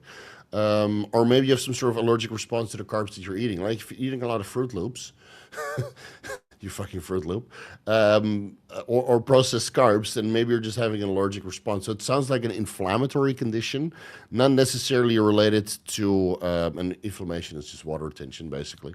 but for the wrong reasons. So it's not anabolic water retention that you would get from estradiol or growth hormone or steroids in general, but it sounds like water retention coming from inflammation. And it could come from the carrier oils of the steroids that you're injecting. So please do your blood work. How sensitive is C-reactive protein? Is that anywhere over 2 milligrams per liter? Then it's probably the oils that you're injecting. Stop those.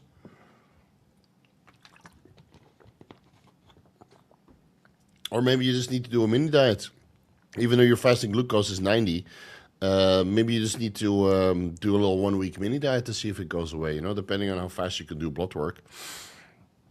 Kind of depends. Seth, 11% body fat according to InBody, taking 20 milligrams testosterone antitate sub-Q daily, 150 IUs, ATG Monday, Wednesday, Friday. Take Coach Steve's year-round supplement stack. Tips, or take the following pre-fasted cardio. 1 milliliter carved for moderate aminos, 10 milligrams cardine, 10 milligrams methylene blue, Grolamine cycline AM, 250 micrograms SLU PP332, 1 milligrams testosterone, take that before bed. Propranolol, take that before bed also. 500 micrograms Refrigerated, okay, all good. 5 milligrams Mod C on Monday. Is there a question? Seth? So far it looks good to me. Yeah, it looks good to me, but yeah.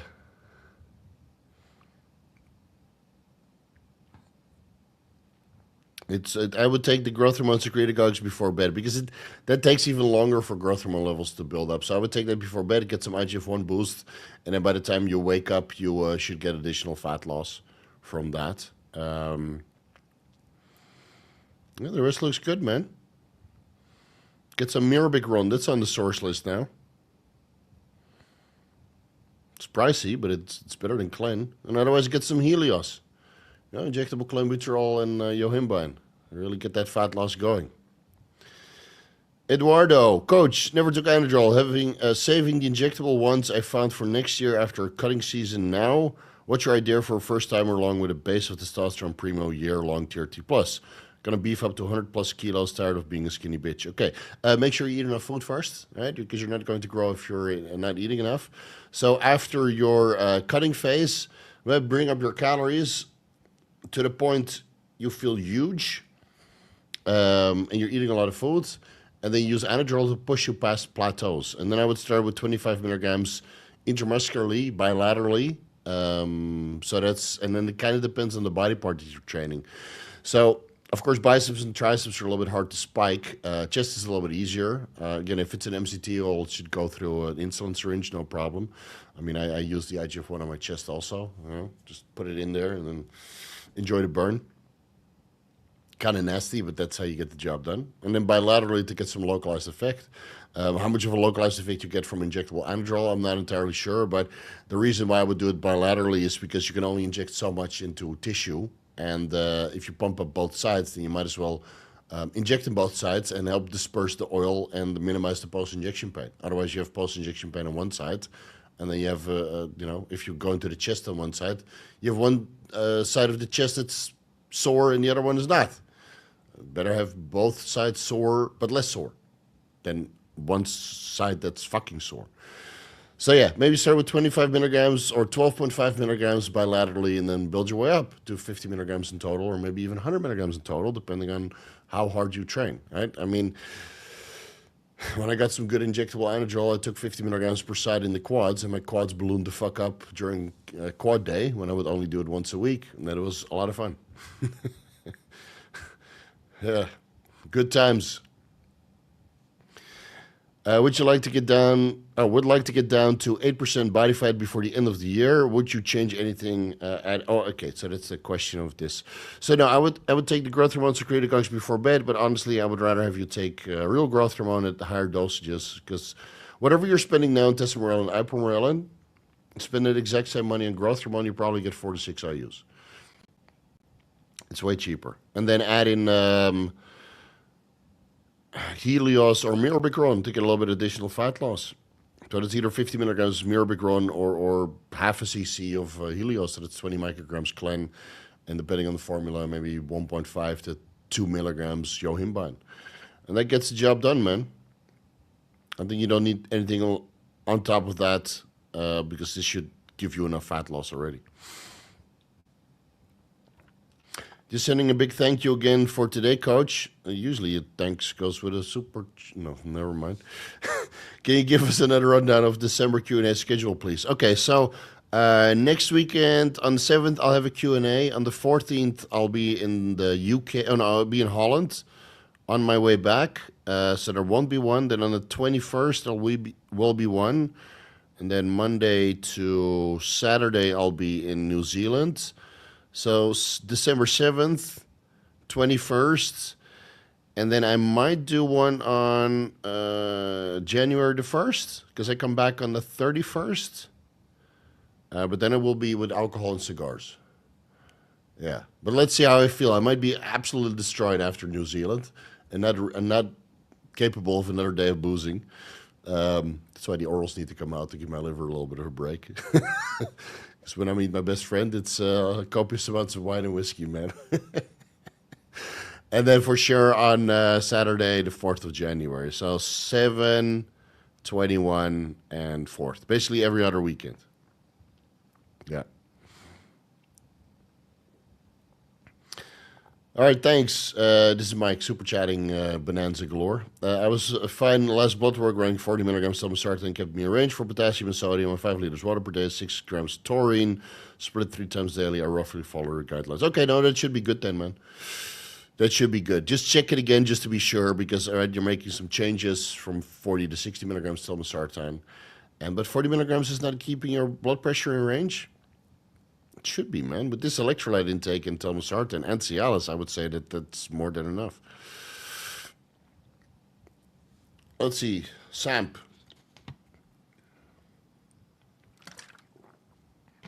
Man, I'm going through this water fast today. I'm 60 days from surgery. Had to get off TRT. Been on it for 3 years. I was researching and need to take Clomid and possibly AI. My estradiol in September was above the reference range. What should I do? It depends on what you're going to do after surgery, because it's okay to come off TRT, let's say, 4 weeks before surgery, just to have the, the sedation work. What is it called? Anesthesia work normally. You still have some testosterone in your system, right? So you shouldn't be completely androgen deficient. After surgery, you'll feel like ass anyway. And then you can go back on TRT afterwards. And since Clomid increases your risk for blood clots, and how much heparin do you want to take post-surgery? Right, so I would discuss this with a doctor, though. I don't know the severity of your surgery and what your recovery process is going to be. But personally, what I would do, if it involves full anesthesia, then I would come off TRT maybe 4 to 6 weeks before surgery and then reintroduce this as soon as you can. That's what I would do. But again, I don't know the extent of your surgery. So please consult with a doctor and then take it from there. I would not take Clomid, though. I would rather be fucking androgen deficient. Khalid Al-Hamzi. Prescribed Accutane 60 milligrams daily. I'm still on my low-dose MK677, Winstrol, and Anadrol. I get my blood work results tomorrow for lipids and liver enzymes. What range do you consider manageable? Is there testosterone base in here?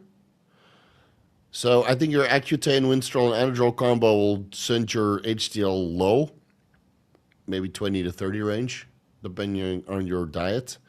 LDL might be sky high. And again, it depends on your caloric intake. So, like, what I consider manageable is different than what other people consider manageable because I have very extensive knowledge about how to manage blood work changes and make them somewhat acceptable. And I have high risk tolerance, but I do blood work every month, and I do organ imaging every 6 months. So, I don't know the full extent of your protocol. I don't know the full extent of your diet, but I mean, your blood work could be acceptable to absolutely fucking dog shit, depending on if you take citrus bergamot, if you eat healthy, if you drink alcohol or not, if you exercise regularly or not, if you eat fiber or not, if you manage your blood glucose levels. So it could be all over the place, man. I've seen horrible blood work on MK677 only because they don't live the lifestyle. And I've seen perfect blood work on cycles more complicated than mine. So it could be anywhere. And what range would I consider manageable? I mean, it depends on what you're doing, health supplementation-wise. Oh yeah, you sent me about the steroid isomers. I just didn't have time to get back to you about that.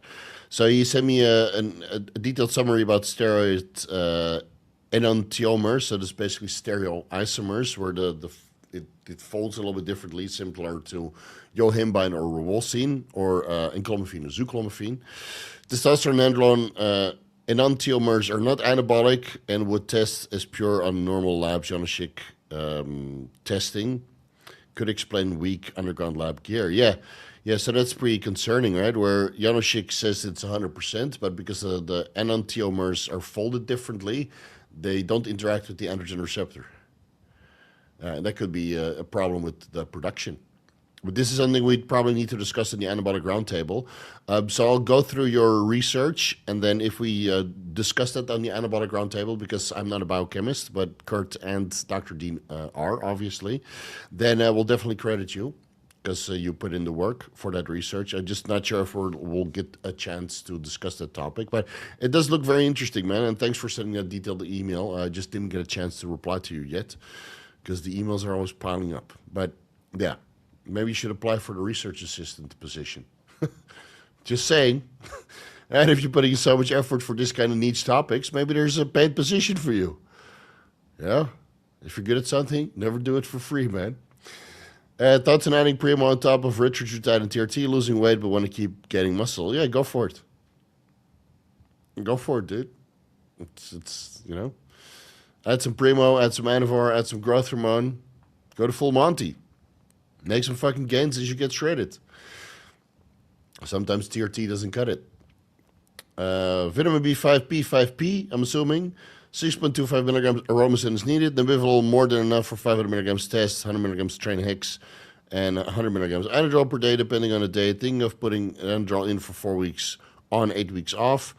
I would just run it until your appetite is shit, and then take it out for months. You know, run something else in the meantime. Doing a Feb, late June cycle. I would save the Anadrol for the end, and then maybe you run Anavar, because that is a little bit more sustainable and it doesn't fuck your appetite. Like, I can run Anadrol and just eat, and I took it sublingually, so that's why I didn't fuck with my appetite. Like, my appetite is great, my digestion is horrible, but it's getting better now that I've made some appropriate changes to my diet and ran some fluconazole to kill the candida. Fuck candida. Thanks, America, for the candida. Much appreciated. Yeah, so that's completely resolved. I still get a little bit of bloating, but it's not as bad as it used to be. Just, after cycling for 8 months and taking a boatload of oral steroids, it's kind of time to throw in the towel, right? Don't you think? So yeah, I would maybe look into a more sustainable oral, and save the Anadrol for the end. And I can recommend some YK-11 at the end of this cycle, man. It's I'm pretty impressed. At least the combination with Anadrol. Good stuff. And you don't feel toxic. Like Anadrol and YK-11, I think it's almost as potent as Superdrol, but you don't feel toxic. You don't get that neurological fatigue in my brain, and I don't get that disgusting sick stomach in my organs. Like with Superdrol, with 2 weeks, after a while, you just feel ill. And 50 milligrams Anadrol 4 times a week. Maybe 100 milligrams once in a while, occasionally.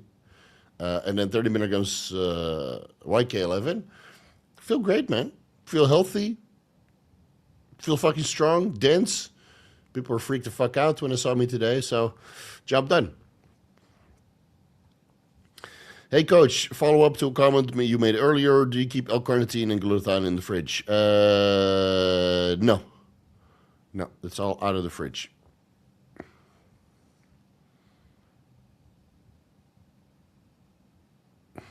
Thank you, Steve. You're the man. All right, my pleasure, Seth. All good. Yeah, just send me on Instagram, because I didn't see your question at all. So there must be some sort of words that end up in the spam filter. I was looking out for your username, but I didn't see it. So let me check if Steve Allen has sent me. There you go. 0 posts. I'm taking 2 to 3 IUs daily. Is it ideal to take it every day or 5 on, 2 off? Is it safe to take year round, or best to take it one? Safe. I think I need to remove safe from the spam filter because you guys remember the pandemic and everybody was talking about safe and effective. So I put safe and effective in the spam filter. Let me remove that right now. Dude, some of these people they just spam so hard, right? So you gotta mute them in some way. Let's see, keywords now. 1 second. Let me get this hidden users. Geez, 300 people added to the block list. All right, see if safe is in there. Yeah, safe. All right, I think safe is and effective. Is that in there? Effective. Oh, effective is already gone. Okay, so I removed safe from the spam filter. So it should go through now. Please try it again. In the meantime, we'll answer your question here. Is it ideal to take it every day or 5 days on, 2 days off? So 5 days on, 2 days off was done for budget purposes, but now growth hormone is fucking cheap, so just take it every fucking day. But if you ramp up the dose higher to, let's say, 8 IUs, 10 IUs, 12, 18, then it's okay to take it 4 to 5 times per week on workout days, so you mitigate a little bit of the water retention. It has nothing to do with cost to benefits, it has to do with the water retention. So if you're doing higher dosages and you're doing 2 to 3 IUs, I think you can run that every single day. And if you experience a water retention on that, 5 times a week before bed on workout days. Again, sensitivity is fine, budget purposes is fine. It just has to do with the water retention. Safe to take it year round? Yeah, I think that's totally fine. If you can manage your blood glucose levels, so living the lifestyle. Take it 1 month off, 2 months off per year. No, I think a low dose of growth hormone the entire year goes a long way. And then it's just up to you to keep yourself healthy, you know? And again, we do that by living the lifestyle, and that's why I make those lifestyle videos, because people seem to forget that you need to do your fasted cardio and eat healthy. So I'm here to remind you every time. Where are we? All right. Iron, off-season, 440 tests, 280 primo, 175 mast, 8 IUs GH, 25 IUs Lantus, 5 IUs Humalog pre and post, so that's 10 IUs total, 5 times a week.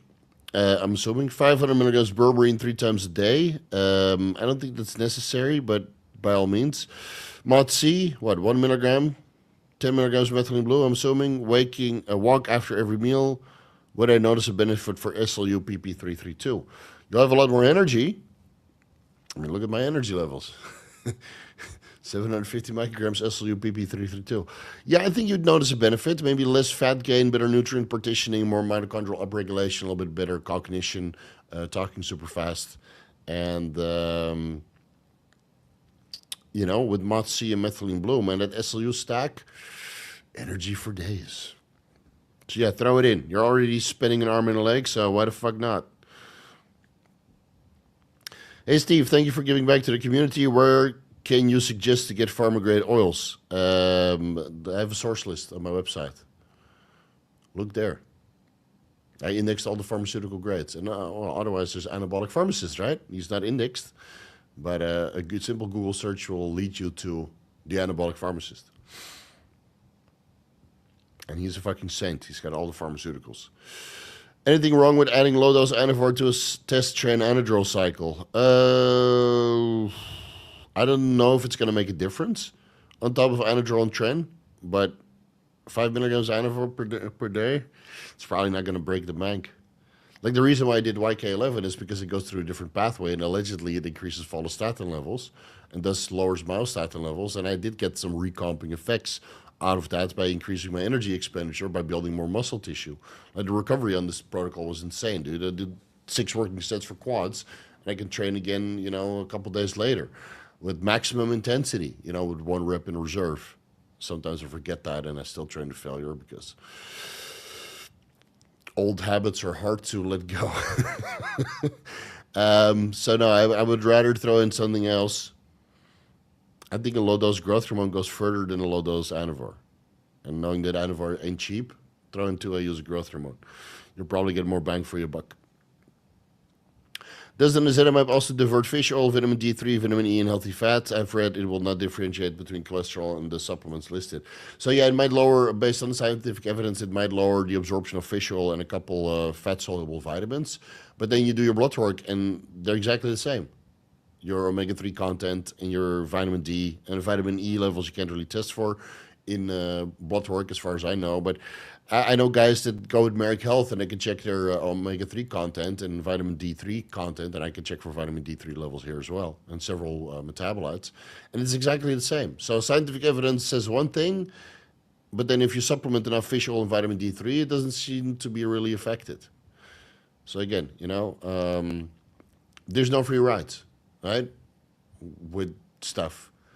So you always get some sort of negative effect for the benefits that you get. And then it's up to you to kind of decide if that's worth it or not. For me, it's worth it because I don't see any changes on blood work, on all the blood work that I've seen before and after ezetimibe. Some people get dry joints on ezetimibe, and then I would recommend red yeast rice instead or a statin. But that seems to be a rare occurrence, maybe 1 in 100. Khalid, yes, testosterone 250, Primo 250, Tren 100, that takes citrusbergamot and berberine before sleep. NSE and TUDCA in the morning, about 500 to 600 calorie deficit, and then eating super healthy rice, potatoes, and proteins. Okay, add a little bit of healthy fats in there because you need healthy fats for hyperplasia and insulating the cell membrane. So you can't go super low fats. I would still take at least half a gram per kilo of body weight. So if you're 80 kilos, at least 40 grams per day. But I would rather have 80 grams of fat and reduce the carbs. But that's just me. See what works for you. Like you can't just live off rice, potato, and protein. You need some healthy fats in there. A little bit of avocado, a little bit of mixed nuts, maybe a couple whole eggs. Yeah. And then take it from there, man. For YK-11, do you get spasms in your arms and legs? No, not really. Is there a joke in there? Nah. Just 5 milligrams orally has always gave me rough spasms and my quads tighten up. Hydration and electrolytes are good. Up to 600 milligrams magnesium glycinate before bed. Yeah, so I take like 200 milligrams magnesium bisglycinate with meals. So I'm up to 2,000 milligrams magnesium. Yeah, but some people just get spasms or cramps. Maybe it works the same as Turinabol, where it's an aldosterone synthase inhibitor, right? YK-11 is poorly studied. So there's like 4 studies that you can die from, all animal models or in vitro, and then another 5 to 7 doping, metabolite screening studies. So there's not much we can work with. And yeah, a lot of people report that they get, tightness and maybe spasms or tendon issues. And is that from a reduction in estradiol? Is it aldosterone synthase inhibition where you just dump electrolytes? I still got some good amount of water retention and electrolyte retention, but yeah, I mean, it does make everything kind of tight. And I think this high-dose DECA and MENT is kind of protecting me from the negative side effects of YK-11. And then again, you got to remember that a lot of guys that run YK-11 run it solo. So their testosterone is 0 and their estrogen is 0. And what do you expect? Even if you run Anavar only, you're going to get tight joints, Can you run estradiol higher before gyno issues with Primo due to androgen balance? Viable joint health strategy. I need to keep estradiol lower. Can you please type this out again? Because I don't know what you mean, dude. Please try again, Ricky. This is I don't know what you mean. Sorry, but try again. Is GHK copper generally well tolerated? Planning to use it post-surgery. Should I start a week before to see if I get any problems with it? Yeah, you could try that to kind of enhance the collagen synthesis right from the start. Post-injection pain is brutal. It's when I say it's brutal, it's fucking brutal. It's gonorrhea brutal. Yeah. So get ready, man. Lasts for about 5 to 10 minutes. But you'll get used to it, just like with everything. You don't get used to gonorrhea, but we have medications for that. But to the post-injection pain of YK-11, yeah, you'll get used to it. For context, I've been using injectable YK-11 at 50 milligrams daily with no spasms but some joint tightness. Yeah, so YK-11, allegedly, the injectable version is a lot more potent. And I got to clarify for a lot of guys. So I spoke with Amino Asylum and Modern Aminos last week after I made that statement that I didn't want to try injectable YK-11. So apparently, injectable YK-11 doesn't contain polyethylene glycol, PEG 300 or 400, or ethyl oleate. Apparently, YK-11 does dissolve in MCT oil with a little bit of benzoyl benzoate and benzoyl alcohol. So injectable YK-11, and let me see another couple of formulas. Which ones?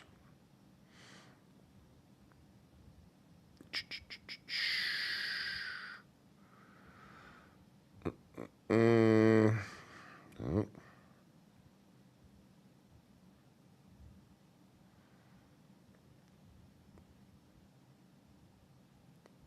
Fuck, where is it? Yeah, so normal ones, SR9009, LGD, and YK-11, you can use MCT oil. And then GW1516, Austrian, MK677, that they need some polyethylene glycol or propylene glycol. So those I would avoid, but SR9009, LGD, and YK-11 apparently is just perfectly fine to inject and shouldn't cause you any inflammation because it's only benzoate and benzo alcohol. So yeah, maybe I should give that a try. Next time though, I just finished 6 weeks and I'm done. Right? I can't keep using drugs back to back because even I need to protect myself from death.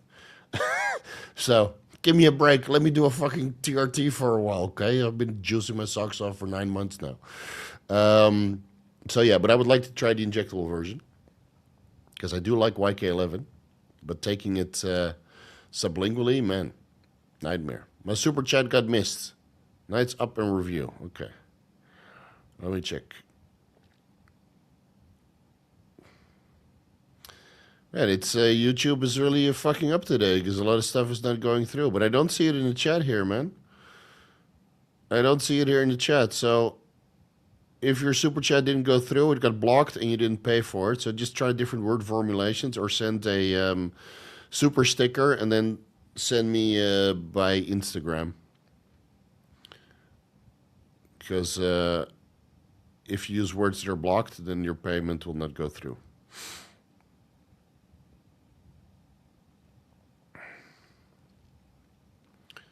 Let's see, where are we?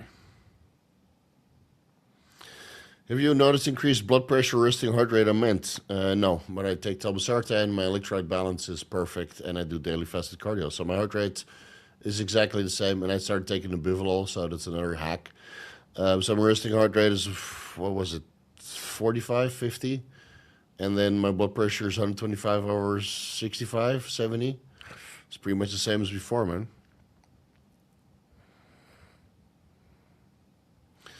I have AA products for injectable YK-11, so that's good to hear. Almost tossed it after you mentioned PEG in it. Yeah, my sincere apologies, man. I honestly thought that all those injectables, injectable SARMs and injectable oral steroids were just made with polyethylene glycol, but I'm not a brewer, so might have to eat my words. But yeah, apparently YK-11, SR9009, LGD are, you can brew without the use of PEG. So, should be okay. Iron, taking 25 milligrams Anadrol 4 days per week, lift 6 days a week, blood's all good, lipids are good, kidney and liver. Yeah, mine were pretty good as well. Not perfect, but good enough. Goals overall mass gain, increase the dose 4 days per week. I take 25 milligrams all on training days. I would take 25 milligrams on training days, so that's instead of 4 times per week, 6 days a week. And if the goal is overall mass, just eat more. It's that simple, man. If you want to gain size, just eat 10% more calories. Watch the step-by-step cycle design video. I explain everything in depth. Just eat more food, man. Everybody wants to put on the size, but nobody wants to eat 4,000, 5,000 calories. Are you still taking super chat questions? Dude, it's all super chats. So send them over. But if it doesn't go through, then you're just using words that are in the spam filter. And again, people are dicks, so the spam filter is lengthy. Is girthy. All right, I'm going to go to the bathroom real quick. Let me type in the chat. All right, be right back. All right, and then we're going to continue for another hour.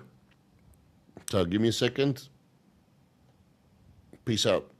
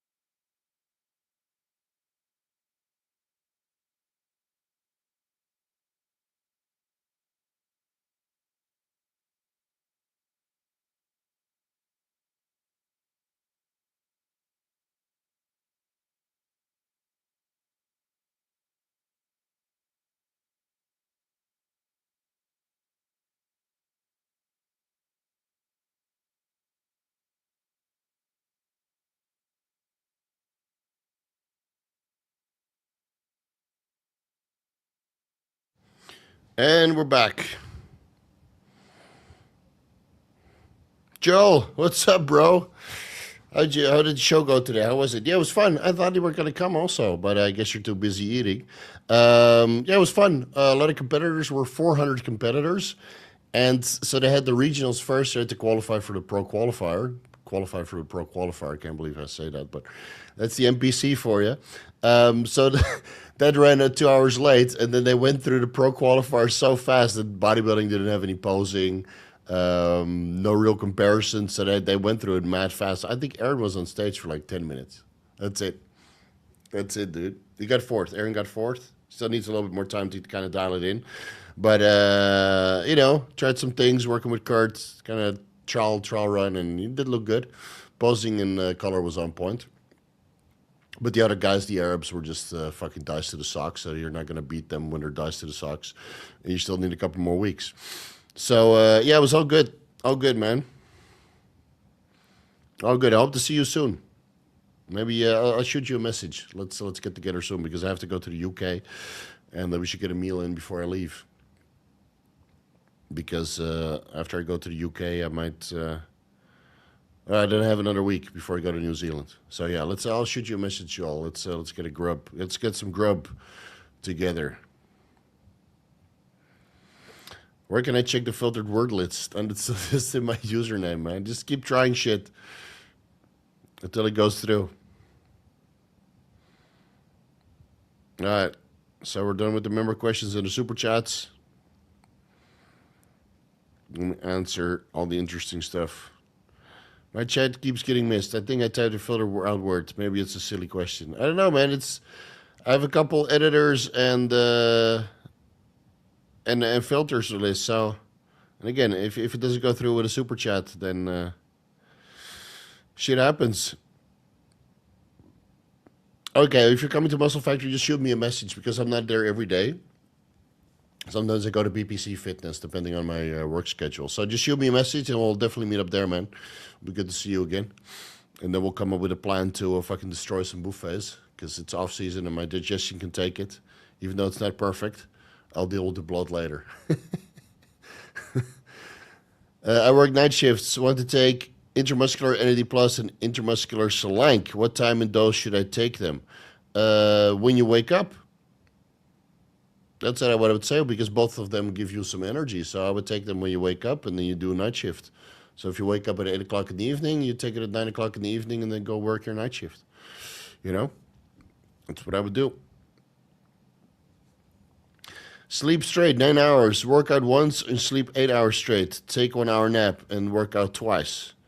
I used to do that, yeah. Work out twice per day. Depends on your recovery capability and how much drugs and food you're on. But yeah, 2 days and an hour nap in between. That's if you have nothing better to do, then yeah, go for it, man. That's how it made the most gains.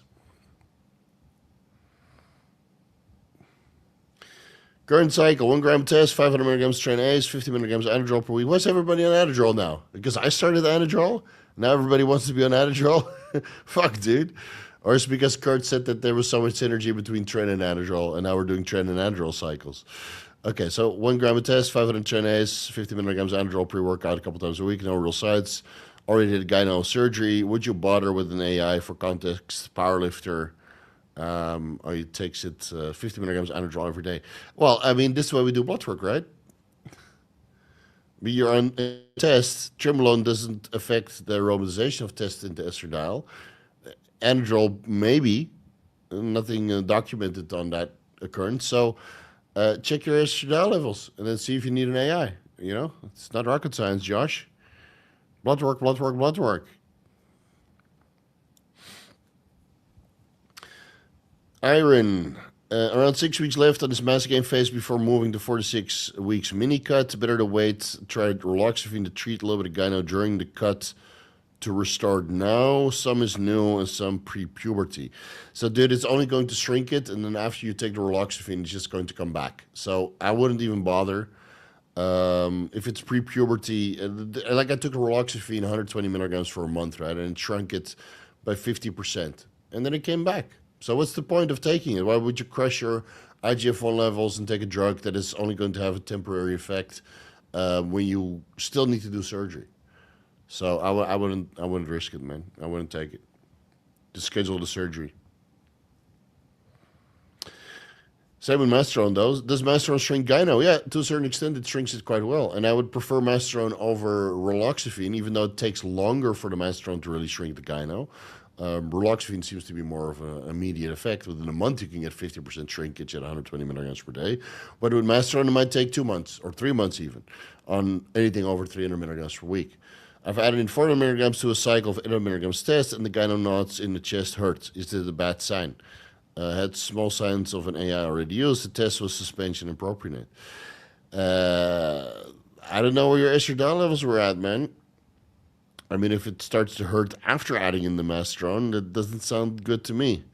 And a lot of Masteron is actually propionate. So maybe you're adding more tests to your 800 milligrams of test. And then your 1200 milligrams of test. So yeah, then of course it's going to hurt. Because you have more aromatization. So yeah, make sure your Masteron is legit. Source list, wink, wink. That's all legit. Otherwise, I wouldn't recommend it, obviously. And, take it from there. And check your estradiol levels. Because not all Masteron is actually Masteron. Steve, I got rippling muscle when I go from contract to stretch, even if I don't train that muscle. Potassium, sodium, taking plenty. Any thoughts? That might be a genetic condition, just like Joe Statics had. And keep in mind that rippling muscle disease, that's actually what it's called. If you can determine that with genetic makeup, you might be more susceptible to heart disease and plaque buildup. So please get that checked with DNA testing and do some testing on your heart. Because the rippling muscle issue is not only on skeletal muscle, it's also on cardiac muscle. So yeah, please get that checked. Because there are some limitations to this rippling muscle disease. And again, if you're taking sodium, potassium, magnesium, the only thing you can really do is taking taurine. With Joe Statics, we tried everything. We tried calcium channel blockers. We tried changing his electrolytes, his taurine intake up until like 10 grams a day. Nothing really worked because it's a genetic thing. So the muscle just retains the electrolytes differently. And there's nothing you can really do about it. But genetically, from what I understood, there might be some limitations for cardiovascular health. So I would get that tested ASAP. Yeah, I will get that tested ASAP. And then you need to discuss that with a cardiologist because I'm not really specialized in this condition. And there's very limited scientific evidence on this condition. But yeah, it seems to be a little bit problematic, unfortunately. Not trying to scare you, but it's good to get that diagnosed and just see what's going on so you can take affirmative and preventative action just in case. Because, well, unfortunately, as we all know, Joe Statics passed. And whether that was, from whatever cause, I mean, did this contribute? Who knows?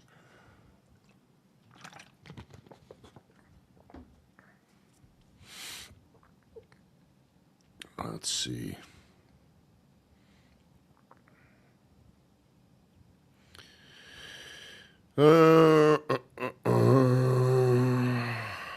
So many boring questions. Arthulin, 300 milligrams a week of testosterone propionate combined with some cardarine and inositol tripyrophosphate for an MMA fighter that wants to gain mass and strength combined with enhanced endurance. Thoughts? I would lower the test to 200 milligrams because you don't need that much mass as an MMA fighter. But the ITTP and cardarine is a good combination. Yeah. But you could also try mildronate and ITTP, man. Or methylene blue MOTC and SLU-PP332, right? I mean, experiment with a couple different compounds and see what gives you the best energy levels because everybody's different. I like myoinositol tripyrophosphate for athletes. I think Modern Aminos is working on their own formula. So stay tuned for that. I'll let you guys know as soon as that's on their product list. But yeah, there's different ways to skin the cat, man. And keep in mind, if you want to gain mass, you just got to eat more food. And if you eat more food, it might lower your endurance. And then if you're also on 300 milligrams of test, which puts on weight, but it's just water weight, then it might lower your endurance as well. Is that the cardarine and the ITTP enough to offset that? Maybe not. Maybe you need some SLU, methylene blue, and MOTC. Maybe you need mildronate. I watched that MMA video again. I'll give you plenty of options, and then watch the water prohibited list where I go really into depth of all these compounds. Are shroom products like PeakO2 worth it? Do you have any experience with them? Yeah, I like PeakO2. So if you do methylene blue, PeakO2, and nasal strips, dude, you can. It's like a vacuum machine in your nose, because the PeakO2 makes breathing a lot easier. It really feels like you're like in the meadows with like all this autumn, like autumn. I know, flowers and shit. So when you breathe in, it's like super clean. And then methylene blue improves oxygenation. Then the nasal strips really improve that as well. So that's what I do pre-workout. I put a nasal strip, and then I take my methylene blue in the morning. It works all day. And I take 4 grams of PeakO2 before leg day. And then I just breathe in, all the air in the planet. And it feels really, really nice. I may cultivate my own nootropic shrooms for performance. Yeah, so if you do PeakO2 and cordyceps, I think that's a great stack. Yeah, I think that's a great stack. So PeakO2 is a blend of 6 different mushrooms. You add in some cordyceps. That's a game changer, man. What's up, bro? Ask your questions. That's the best way to get it done. I'm getting big enough that my dick is starting to relatively look small next to my tree trunk legs. So I'm thinking about doing PE. How were your results? Gained about an inch. Girth and length so far. It's pretty silly. It's pretty silly. So yeah, well, I'll read the article, and then I think... I'm so busy, dude, with so many fucking videos. But I'll get it done. I'll get it out the door. Just don't spam. For me, it's just when it's done. I just have so much shit to do. It's never ending. I'll get it done, guys. Thoughts on Paul Saladino's diet? No comment.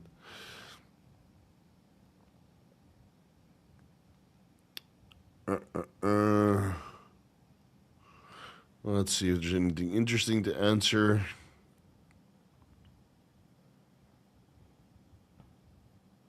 Is it true Refrigerated can take 10 pounds of water off you in 2 weeks? Yeah, when you stop eating. Like, a lot of people eat like fucking shit. So when you remove their appetite and they stop eating shit, then, yeah, they drop 10 pounds of water. I barely lost any weight when I started Refrigerated because I was already dieting and already eating clean. I just got more steady fat loss because the glucagon helps with, fat metabolism from adipose tissue. And the appetite suppression is good, so you don't feel like overeating over the weekend. So, yeah, that's basically it. So yeah, your mileage might vary, but most people just have no sense of self-control, and they need Refrigerated, and then they can get such a dramatic effect. Yeah, they say that it inhibits nitric oxide, but it doesn't change anything to your blood pressure or your pumps. So again, scientific evidence doesn't really translate it to the real world. I know guys that run up to 25 milligrams of methylene blue. Their blood pressure, their vascularity, their pumps are exactly the same. So I wouldn't worry about it too much. But I'll address that in the deep dive. It's not compelling scientific evidence, I would say.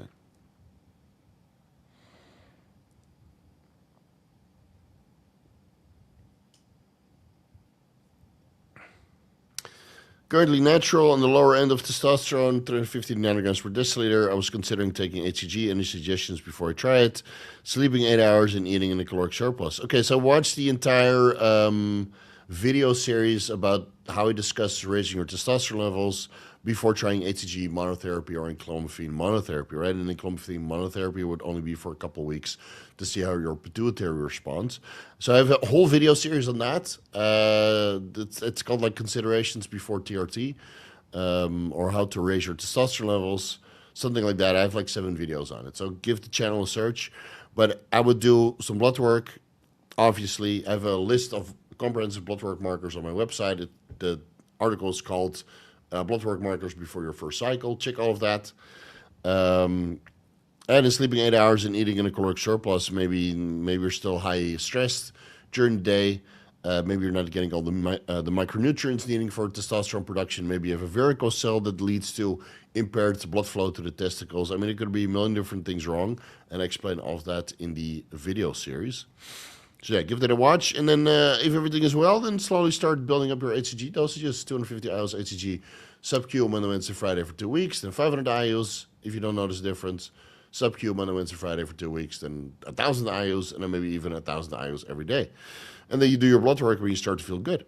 Because when you start to feel good, it means your testosterone levels are high, but it also means your estrogen levels are high, and you might need an aromatase inhibitor. Step by step, blood work is key. Is it possible to not feel anything from orals such as Superdrol and Anadrol? I've been taking them pre-workout and I don't feel any real strength increase. Currently cutting and orals are diagnostic approved. I would feel Anadrol and Superdrol right away. You would feel like stupid pumps when you do like the weight that you normally do, and then you're like, this is not heavy enough. And then you grab the next increment. So with bicep curls, for example, you would do, I don't know, 30 pounds, and then normally would be heavy as an example. And you do 12 reps, too fucking easy, and you're fucking pumped. And you're like, oh, let's give 35 pounds a try. You still do 12 reps. Like, what the fuck, man? You grab the 40s, and then the 45s, and then the 50s, and then the 50s you finally take the failure. And the next week you're like, fuck it, I'm going to start at 40. And then you do 40 and 55. And you're like, fuck, man.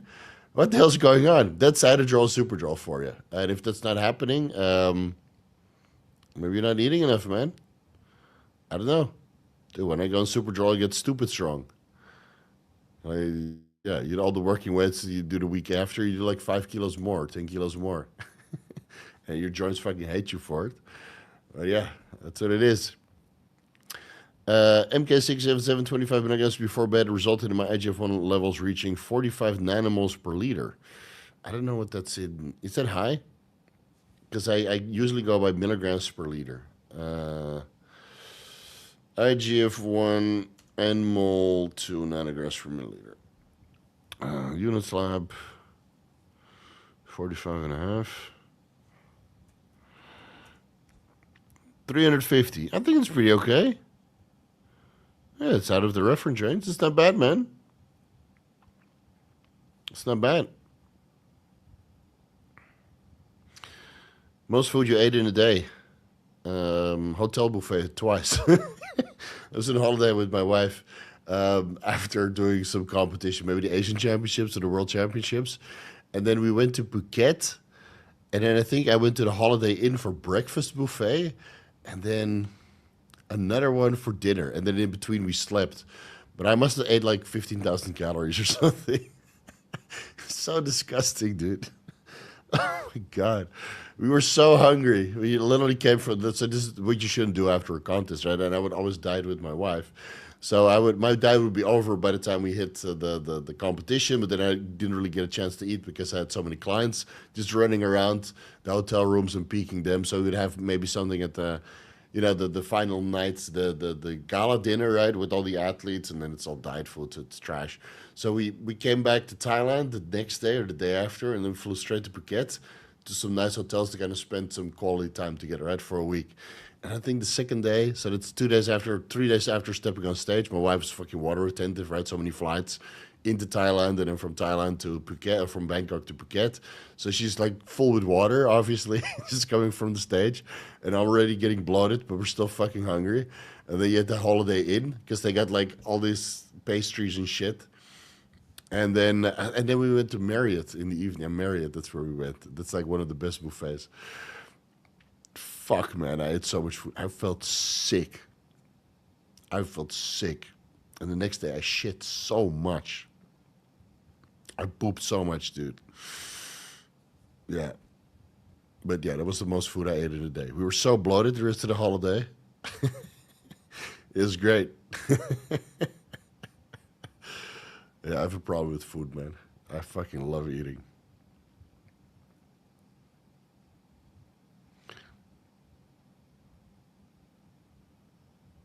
What if fitness? Hey, Steve, it was great meeting you tonight. Can you confirm you're stupid big in person?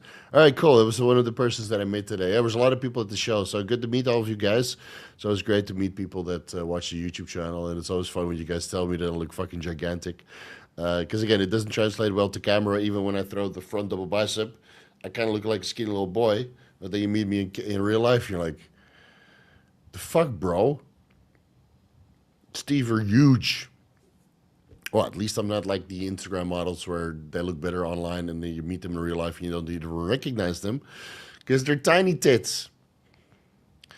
There's a guy on YouTube explaining methylene blue nitrous oxide inhibition in detail. He's a pharmacologist. As a recall, very recommendable spoiler. It does not inhibit nitrous oxide related to fitness performance. Yeah, that's what I figured. So I'll have a look. But it's, again, scientific evidence, and then you translate it to real world practical application, and it doesn't really do much. Probably the same as the follistatin increase that you get from YK-11, but still got fucking jacked though. Grant is joining the chat late. We just went over YK-11 quite a bit earlier on. How would you recommend dosing it? So I would recommend 20 to 30 milligrams at the end of an off season that contains some sort of joint protective compounds like joints of steel from modern aminos or pentose on polysulfate from, well, some sort of horse racing supply website. That's a veterinary medication. Or nandrolone or tristolone or anything that protects joints primo to a certain extent. So if I run YK-11 again, I'd probably do injectable because I do feel that the oral bioavailability is a little bit lower, but I don't have a comparison point. But that's what they say anecdotally. So I would run injectable YK-11 with the source that only brews in MCT oil, benzobenzoate, and benzo alcohol, and maybe 20 milligrams sub-Q. Not intramuscular because I don't think it has a localized effect. But again, I'm willing to experiment. But I would take it at the end of the off season where you would normally take Anadrol or Superdrol to pass strength plateaus and then just grow and get stronger. And then at one point in time, you feel like feel like you reach critical mass where you can't put your own socks on and everything's tight. And you feel stupid big, and your lower back pumps and your shin splints are absolutely brutal. Then you throw in the towel. So I threw in the towel after 6 weeks on YK-11 and 7 weeks on Anadrol. Appetite was still good. But yeah, I like the YK-11. I'm pleasantly surprised. But then again, I'm also pleasantly surprised about mint. And there's a hype protocol guy. Sorry, guys. So yeah, I'm pleasantly surprised. And I would definitely run it again. So I would put from now my experience, I would put YK-11 in B tier. Yeah, as an oral steroid. I would put it in B tier. All right, let's see if we need to, oh, here. Yeah, you're banned for life.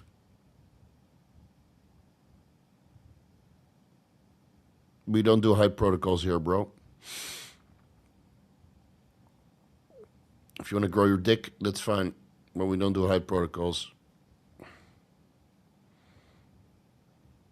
Use the ban hammer. I did. Steve's got no chill. During push exercises like bench press. Sorry for the split. What? Ilya. Okay, Steve. What could be a foolproof supplement stack to support elbow nerve discomfort during push exercises like bench press? Sorry for the split. Elbow nerve discomfort. You probably need some active release therapy, not supplements. I mean, boswellia extract might be helpful to reduce the joint inflammation. In the beginning, that really worked well for me, but as of recent, no matter what I run, it just doesn't make a fucking difference. Again, pentose on polysulfate, nandrolone, joints of steel formula by moderate aminos all have some joint protective benefits and joint lubricating benefits. Anavar, obviously. But if you have nerve discomfort, it might mean that you have some alignment issues, and for that you need deep tissue massage therapy and Graston technique to kind of loosen up the area. And take some time off, man. It's okay to take some time off. It's totally fine. I took a couple weeks off after Mr. Olympia, and everything felt nice and lubricated, and now I could just do fucking 30-kilo flies and, 45-kilo dumbbell presses, and that's not a lot, but the way I do it, it's quite heavy. So everything feels good. Yeah. Sometimes you need some time off, man. Sucks. But it, for longevity purposes, in the sport, it works quite well. How many languages do you speak? Your English is great. It's better than my brother-in-law's who was born and raised in the U.S. Oh, okay. So I speak English. I think my English is better than Dutch, and then I speak a little bit of Thai, but I'm unlearning the Thai because I haven't really talked and coached Thai bodybuilders for such a long time, and I noticed it today that my Thai is just getting worse and worse and worse, and I delegate everything to my wife because I'm fucking lazy. so, so yeah, she's on the payroll, man. You got to put her to work. She's like, why don't you do it yourself? I said, hey, who's paying your fucking salary? Get to work. Call this, do that. It's fucking delegated, man. I don't want to deal with the Thai fucking language. Why don't you learn Thai? So why would I? When I can focus on English clients instead, you know? I don't make any money here, so I just delegate to my wife. She'll take care of the rest. My English is okay. I think my English now is better than my Dutch, even though my vocabulary is not as great and my verbal fluency is not as great as some other guys that were born in the US or native speakers. I think out of all the educators that are out there, I'm the only non-native speaker. And I think I'm doing pretty fucking good, you know, with all the scientific jargon. My accent is a little bit present, but it's not as bad as Wishley, you know, or William Bonac. Still have a little bit of a Dutch accent. But yeah, my English is better than my Dutch, and my Dutch is better than my Thai, and my Thai is better than all of the other languages. I still understand a little bit of Japanese from the time I was really into anime and stuff. And you basically self-teach, you know, by watching anime in Japanese and then reading the yellow English subtitles. Fan dubs or fan subs, you know. I guess I'm sure you remember the 80s and the 90s. Yeah, that's about it. Yeah, that's about it, man. But English is what I speak most of the time with my wife and all my friends. And even the Dutch people that I know here, we speak English. Jane Waterhouse, I love cats. I love cats too. I have 7 of them. And 1 outside. We used to have 2, and then 1 disappeared. And that made me sad. Made me very sad because every time I would come back from the gym, there would be 2 cats there waiting for me for pets. And then the black one disappeared. So now I have 1 outside cat and I have no fucking idea what happened to it. I looked all over the neighborhood to see if he passed away somewhere. But then again, if a cat is sick, they'll probably hide under some, you know, little area where you can't find them if they pass away. So I'm just assuming he got adopted. That's the only way I can deal with it. So I'm assuming he got adopted by somebody and that he's living a happy life. So we have 1 outside cat left and 7 inside. Yeah. We put fucking collars on that cat, so, you know. Yeah. But the outside cats are brutal. I would pet them, you know. They love head scratches. And then I would scratch their butt or their hind leg or in between their legs. And they would viciously maul my arms, dude. Fuck. like I don't know what's worse, like a street cat that you adopt or I don't know, a Spanish girlfriend. It's probably the same, right? For all the guys that have you know, dealt with Spanish or Brazilian girls, or maybe Russian. No, Russians are not that bad, but Spanish chicks, Jesus fuck, dude. They'll fucking scratch your fucking chest open, and the cats are the same. Yeah. So yeah, I love cats, and that will never change. And when I build a house, I'm going to have more cats. But let's wait for the housing market to crash and Bitcoin to tally upwards because all my funds are locked into appreciating assets right now. Mike, I'd say you're just doing fine. Yeah, I'm doing all right, man. My wife also coaches. No, she did some posing practice when she was still coaching or still competing herself. But I retired her from personal training. She's like a full-time housewife now, man. Full-time housewife. But of course, she helps me with the YouTube channel. She manages all the back-end stuff. She manages my staff. She helps me all with these little things so I can just work. I don't have to worry about groceries. I don't have to worry about laundry. That's all taken care of by my staff. And, yeah, and even then, I feel that I never have enough time. It sucks, dude. Yeah, just go be self-employed. And then you're like, oh, it's Saturday, 2 o'clock in the morning, and I'm still working. What a life. Stroop waffles drip. Yeah, for sure, man. Oh, for sure, lady. You and your wife speak English to each other when it's either of your native languages. That's great. Yeah. Yeah, so, I mean, my wife's English is pretty fucking good. And it's certainly better than my Thai. And when I talk Thai, she just laughs. And then I try to teach her some Dutch, but that even sounds worse. So, and for as horrible as her English is, our communication is actually pretty fucking good. And then there's always some jokes in there, right, where she doesn't understand me or she doesn't pronounce it correctly. But her English is pretty fucking good for somebody who never lived abroad. And she's traveled a lot, but it's yeah, we managed that way. I think our kids will speak Thai and English. Yeah, maybe some Dutch words, but I don't see a future for them in Holland. I don't see a future for myself in Holland. Today, my blood pressure was 120 over 39. Could my diastolic be this low because of Clen and tadalafil? Yeah, it could be, because Clen increases your heart rate and can reduce your blood pressure. And then the Cialis can also reduce your blood pressure. So if this happens, just eat sodium. It increases your blood volume, and then your diastolic will increase. Yeah, and we're talking about sodium like 1 gram, 2 grams per meal. Yeah. So yeah, be careful. Be careful. You don't want it to drop too low because if you stand up with this blood pressure, you'll just fucking faint. Ilya, since you're a fan of daily microinjections, would you be opposed to lowering injection frequency only for the purpose of increasing SHBG that is a bit too low? Yeah, but the only reason why you could do that is by increasing your estradiol, because even lowering the injection frequency, you know, the overall dose per week is the same. So the androgenic burden over the week is the same. And, or it might be a little bit less because you get more aromatization in the peaks. So your serum levels in total, right, based on the average, would be a little bit lower because you get more aromatization. And that could increase your SHBG. But it's going to be difficult, man. I mean, look at my SHBG. It's like 9 now. And I'm on thyroid medication. I could bring it up higher if I go on Nolvadex and thyroid medication, like T3, not T4. But with the amount of GH and Increlex and androgens that I'm on, it's going to be difficult. And you know what? Even though my SHBG is low, my sex drive is... Fuck, dude. Fuck, all this fat that I'm eating, all these nuts and seeds, and fucking healthy fats from salmon and the eggs. I mean, when you look at it, it's like nuts, seeds, and eggs. It's like the givers of life, right? So what do you expect? Well, it's all good. Yeah, married to a Latina, can confirm. I feel your pain, man. I've had a couple episodes with Latinas.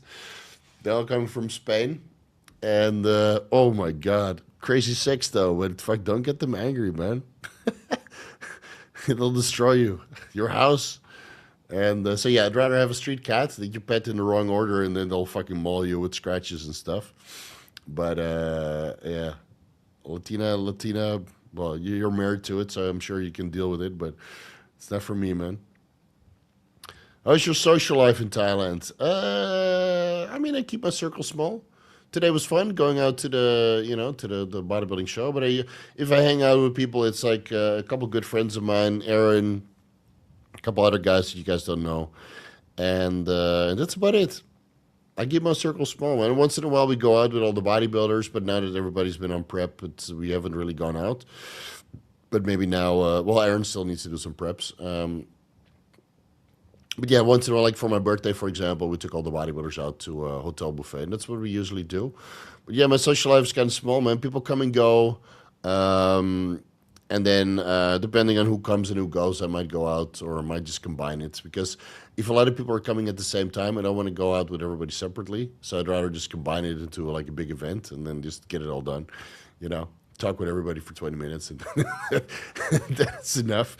There's not many people in Thailand that I would want to hang out with solo an entire night. But like a show like today, where you have the bodybuilding show, where you get to meet and greet everybody for like 20 minutes, 30 minutes and catch up, that's perfect, man. That's perfect. That's perfect. What's your favorite monoamino injectable? I like the... fuck, what is it called? Jeez, the nootropics that they have. I pinned it this morning.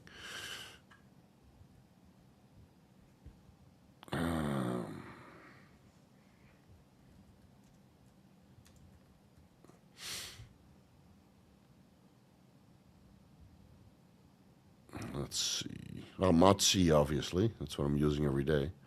That's aminos, but that's probably not what you're after. What is it called?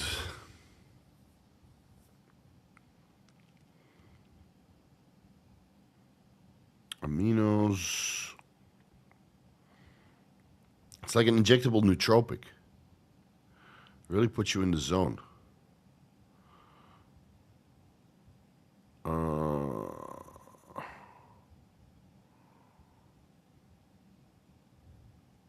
Max Drive. Or the Motivator. Sorry, the Motivator. So that has...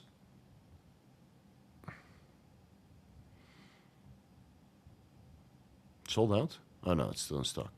NADH, 40 milligrams per 1 milliliter. Trimethylglycine, 30 milligrams per milliliter. CDP choline, 45 milligrams per milliliter. L-arginine. NALT, not sure what that is. And L-methionine, 50 milligrams per milliliter. So this one, I don't know, just, you got Gorilla Mind Respawn, right? Or Gorilla Mind Smooth, where you take that and you're just dialed in. So this is basically the same, but it's an injectable and it works way faster. Now, it feels completely different than Gorilla Mind Smooth or Gorilla Mind Respawn. Like I usually take Respawn once a week or twice a week. I usually take it before the Vigorous Q&A. It's just my Vigorous Q&A pre-Q&A nootropic stack. And then the Motivator for Modern Aminos, I would take pre-workout or like today where I wake up early and I just need to be on point right away. So I took a coffee, I took a milliliter of this, the Motivator, and then I was good to go. Yeah, and then of course the rest you guys know, right? So, but yeah, that's they gave me a vial and they're like, you know what? This is pretty fucking good stack. So I might take that a little bit more often. I just put it in my experimentation because I didn't have that much experience with it yet, but I'm beginning to like it. Why not have somebody else cook for you? So I work a lot, right? And I research a lot. So I have my mom's wife prepare all the meat and the vegetables and all that stuff. So it's already portioned out. So I don't really have to slice and dice and remove fat. It's all done. But I still like to cook my own meals because then it's fresh. And it allows me for a 2-hour work block and then a 30-minute break. So I do like 2 hours deep work, high focused, no distractions, no nothing. I'm just completely dialed in to do the research or the scripting or consultations, whatever else. And then I have a mini break of 30 minutes of cooking food, taking some supplements, and maybe doing some shots, and then eating a meal. And then I watch some cryptocurrency news or I don't know, bodybuilding news, bodybuilding podcasts. And then as soon as the meal is done, put it in the sink, I'd wash it off. And then I put it in the what is it called, the dishwasher. That's so it's ready to go at the end of the day. And then I do another 2 hours of deep work. So I cycle through that over the day. And then at one point I go to the gym or take a nap. So that works very, very well. Yeah. So 2 hours of work, 30 minutes of food, 2 hours of work, 30 minutes of food, a little bit of relaxation. And that allows me to be at the highest fucking work capacity I could possibly have. And then even while I'm eating, I'm doing something to at least keep up with the fitness community or keep up with the TRT, not TRT, the cryptocurrency market. Where the fuck are we now with Bitcoin? By the way, I haven't checked in 2 hours. 96,800. Boring. 96,800. Well, if it keeps holding here, it's in an upward trend. Well, I already allocated some money into altcoins. Those are going to go up way faster. Unless it breaks all-time high, then we'll probably have a Bitcoin pump. But at this point, it just doesn't really matter. Should diversify a little bit. I've been mostly into Bitcoin for the last 3 years. So no, I like to cook my own meals unless I go out for dinner and then I pay somebody to do it. Yeah. And then I don't have to do the dishes either. And that's worth the tip already.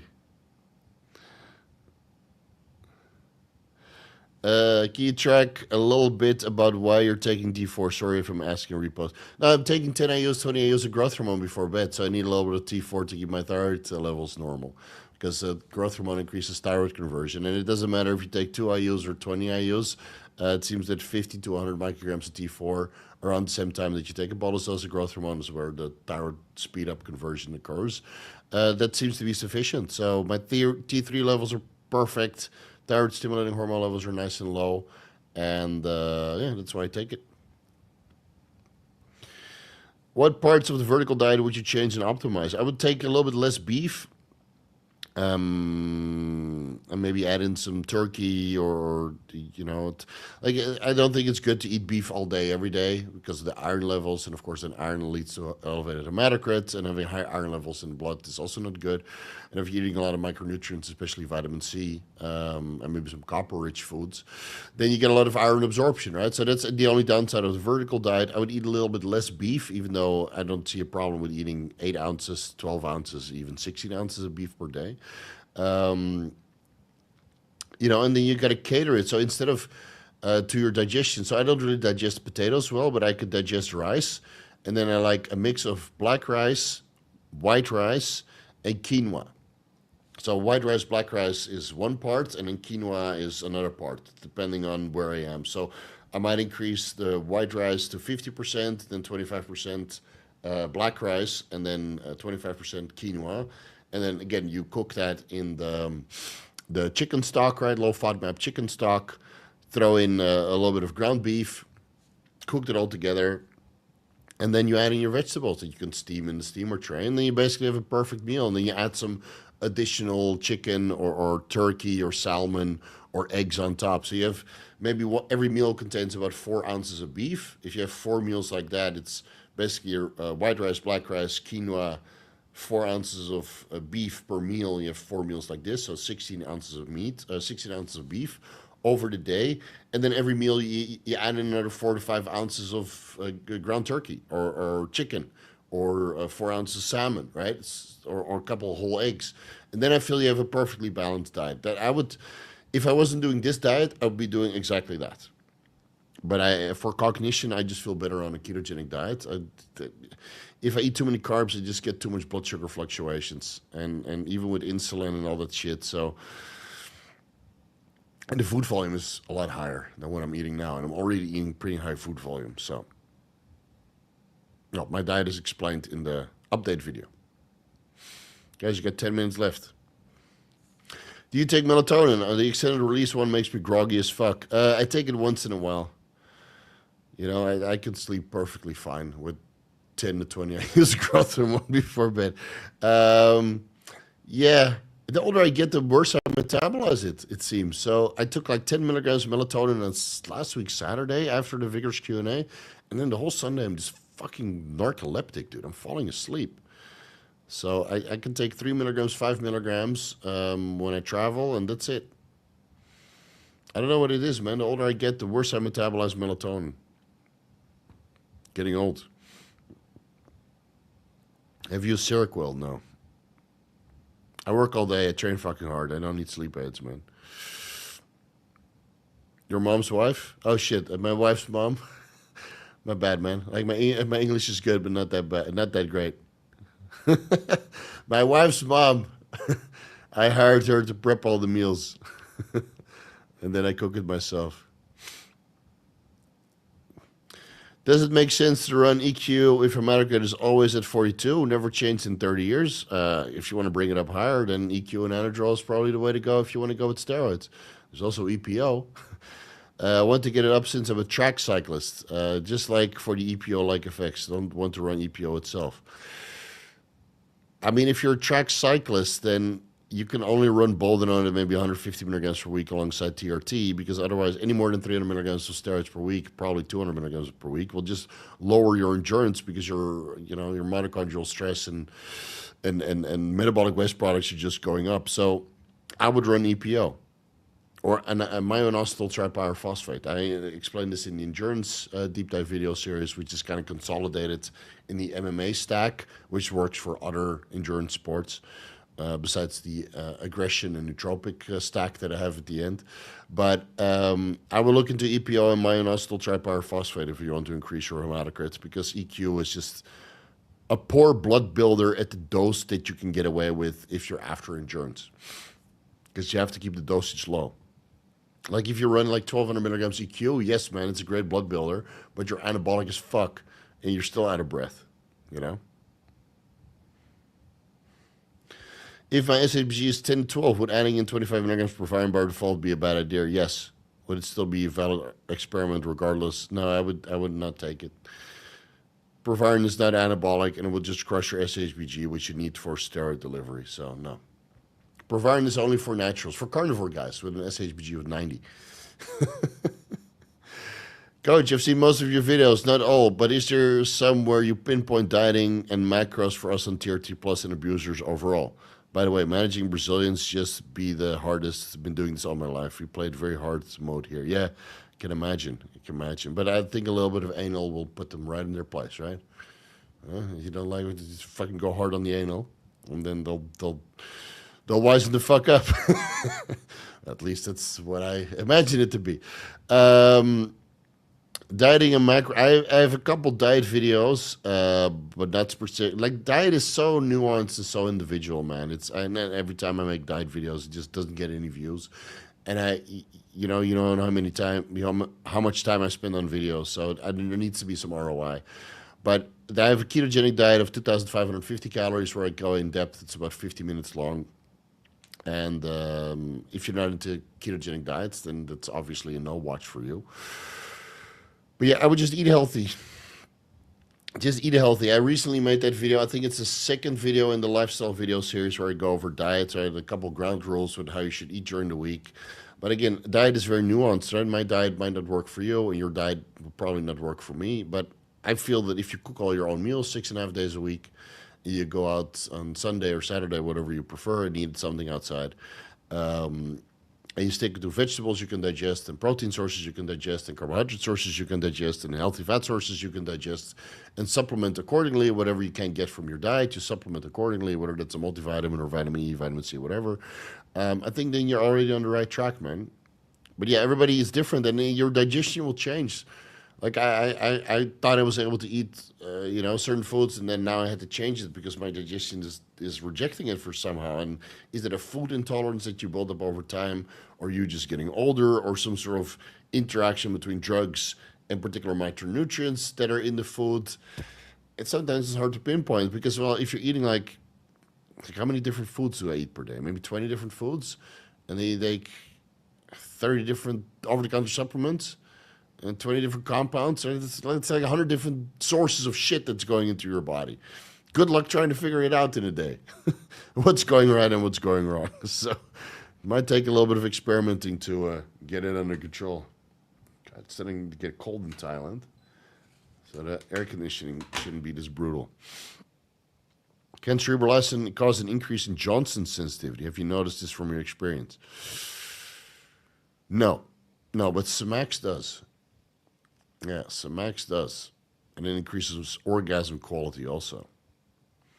Where you shoot and you're like, oh, and you don't stop shooting. So every salvo you're like, fuck. Yeah, a lot of swearing recently.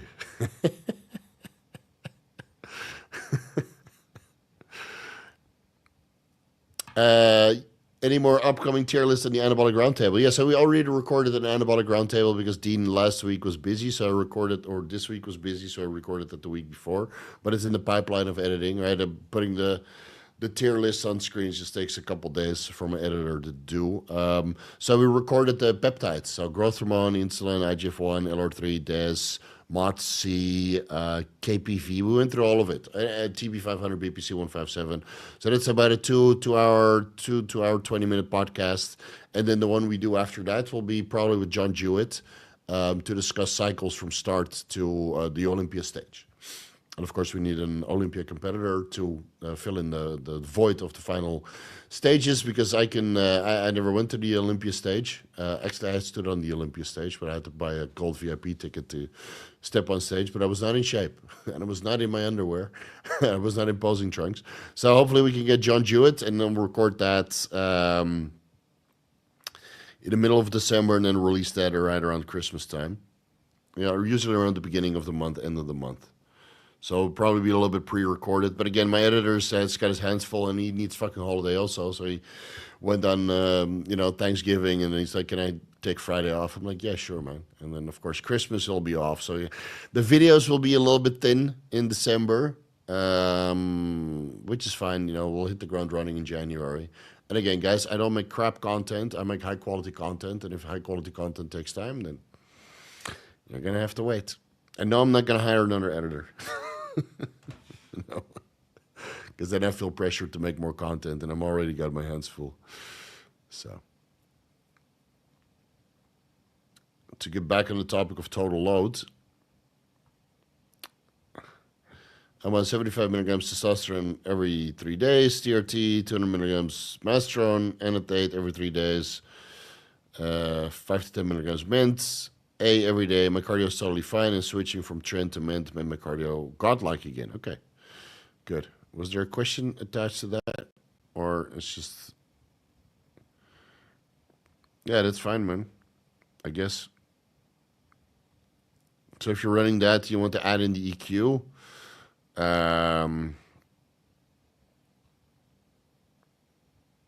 if your cardio is fine on that, then add in 200 milligrams, 300 milligrams EQ per week. EQ and Tren together, though, might be a recipe for anxiety. But, you know, everybody's different. All right. No more super chats. I'll answer what's on the screen right now. And then it's time to eat another meal and go to bed. When you came off all PDs last year and recover your natural testosterone levels, do you think you could have been higher had you not touched steroids in the third place? Well, I didn't come off completely. I was still on HCG monotherapy. And before I took steroids, my testosterone was, what, 650, 680 nanograms per deciliter. And on HCG monotherapy, it was like 800, 900. So the last time I came off, it was like 400 to 600. It was off completely, but there was one cycle before that. So no, my testosterone levels definitely went down, man. But I could still get high testosterone levels on HCG monotherapy. But the guys that ran HCG monotherapy without ever touching steroids on 1,000 IOs HCG Monday, Wednesday, Friday, which is what I did, they would get 1,200 to 1,500 nanograms per deciliter, even when they're 40 years old. So I do think that there's some downregulation, but how much exactly, I'm not entirely sure, man. You skipped my question. Did you pay for a super chat? I don't see a super chat. So there's 1,000 questions, and if it's not super chatted, then I probably don't see it. But I see it when you complain. I don't see it, dude. Get a Q. Can Tren Ace be used as a pre-workout, or should it be used daily? No, I would just do it sub-Q in the morning so it doesn't interfere with your sleep. All right, guys, let's throw in the towel. That's long enough for today. Let's see. A couple things that we need to address before we close it off while I got you here. I already gave you the updates about taking the Anadrol and YK-11 out. Still looking for research assistants. So recruitment at vigorsteve.com. That Proton Mail account, it failed right away. So recruitment at vigorsteve.com. If you are freshly graduated, you have some experience doing research, and you want to help me consolidate all of these videos and articles that I wrote over the last couple of years into new articles for use at a later point in time, then please shoot me an email. I'm looking for full-time, not part-time. And let me know what your expected salary compensation is going to be so I can filter through it fast. Because if you're asking me for $10,000, which some guys did, then, well, good luck. You're probably better off being self-employed if you want to make $10,000 a month or become a CEO somewhere. KNKO collab on Instagram if you want to read some funny comments. It's linked down below.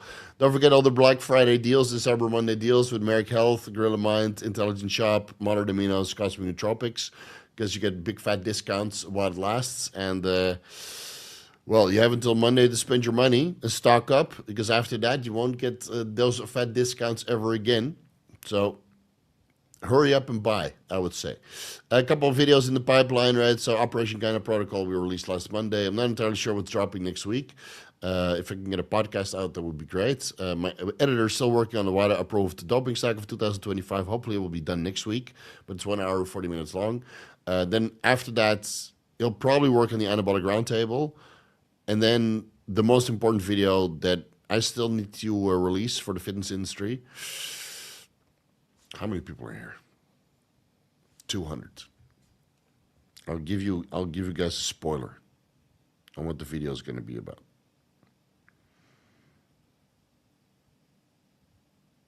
But don't tell anybody, okay?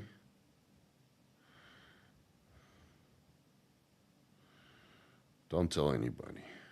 See, Don't tell anybody, okay? So that will be the most important video that the fitness community has ever seen.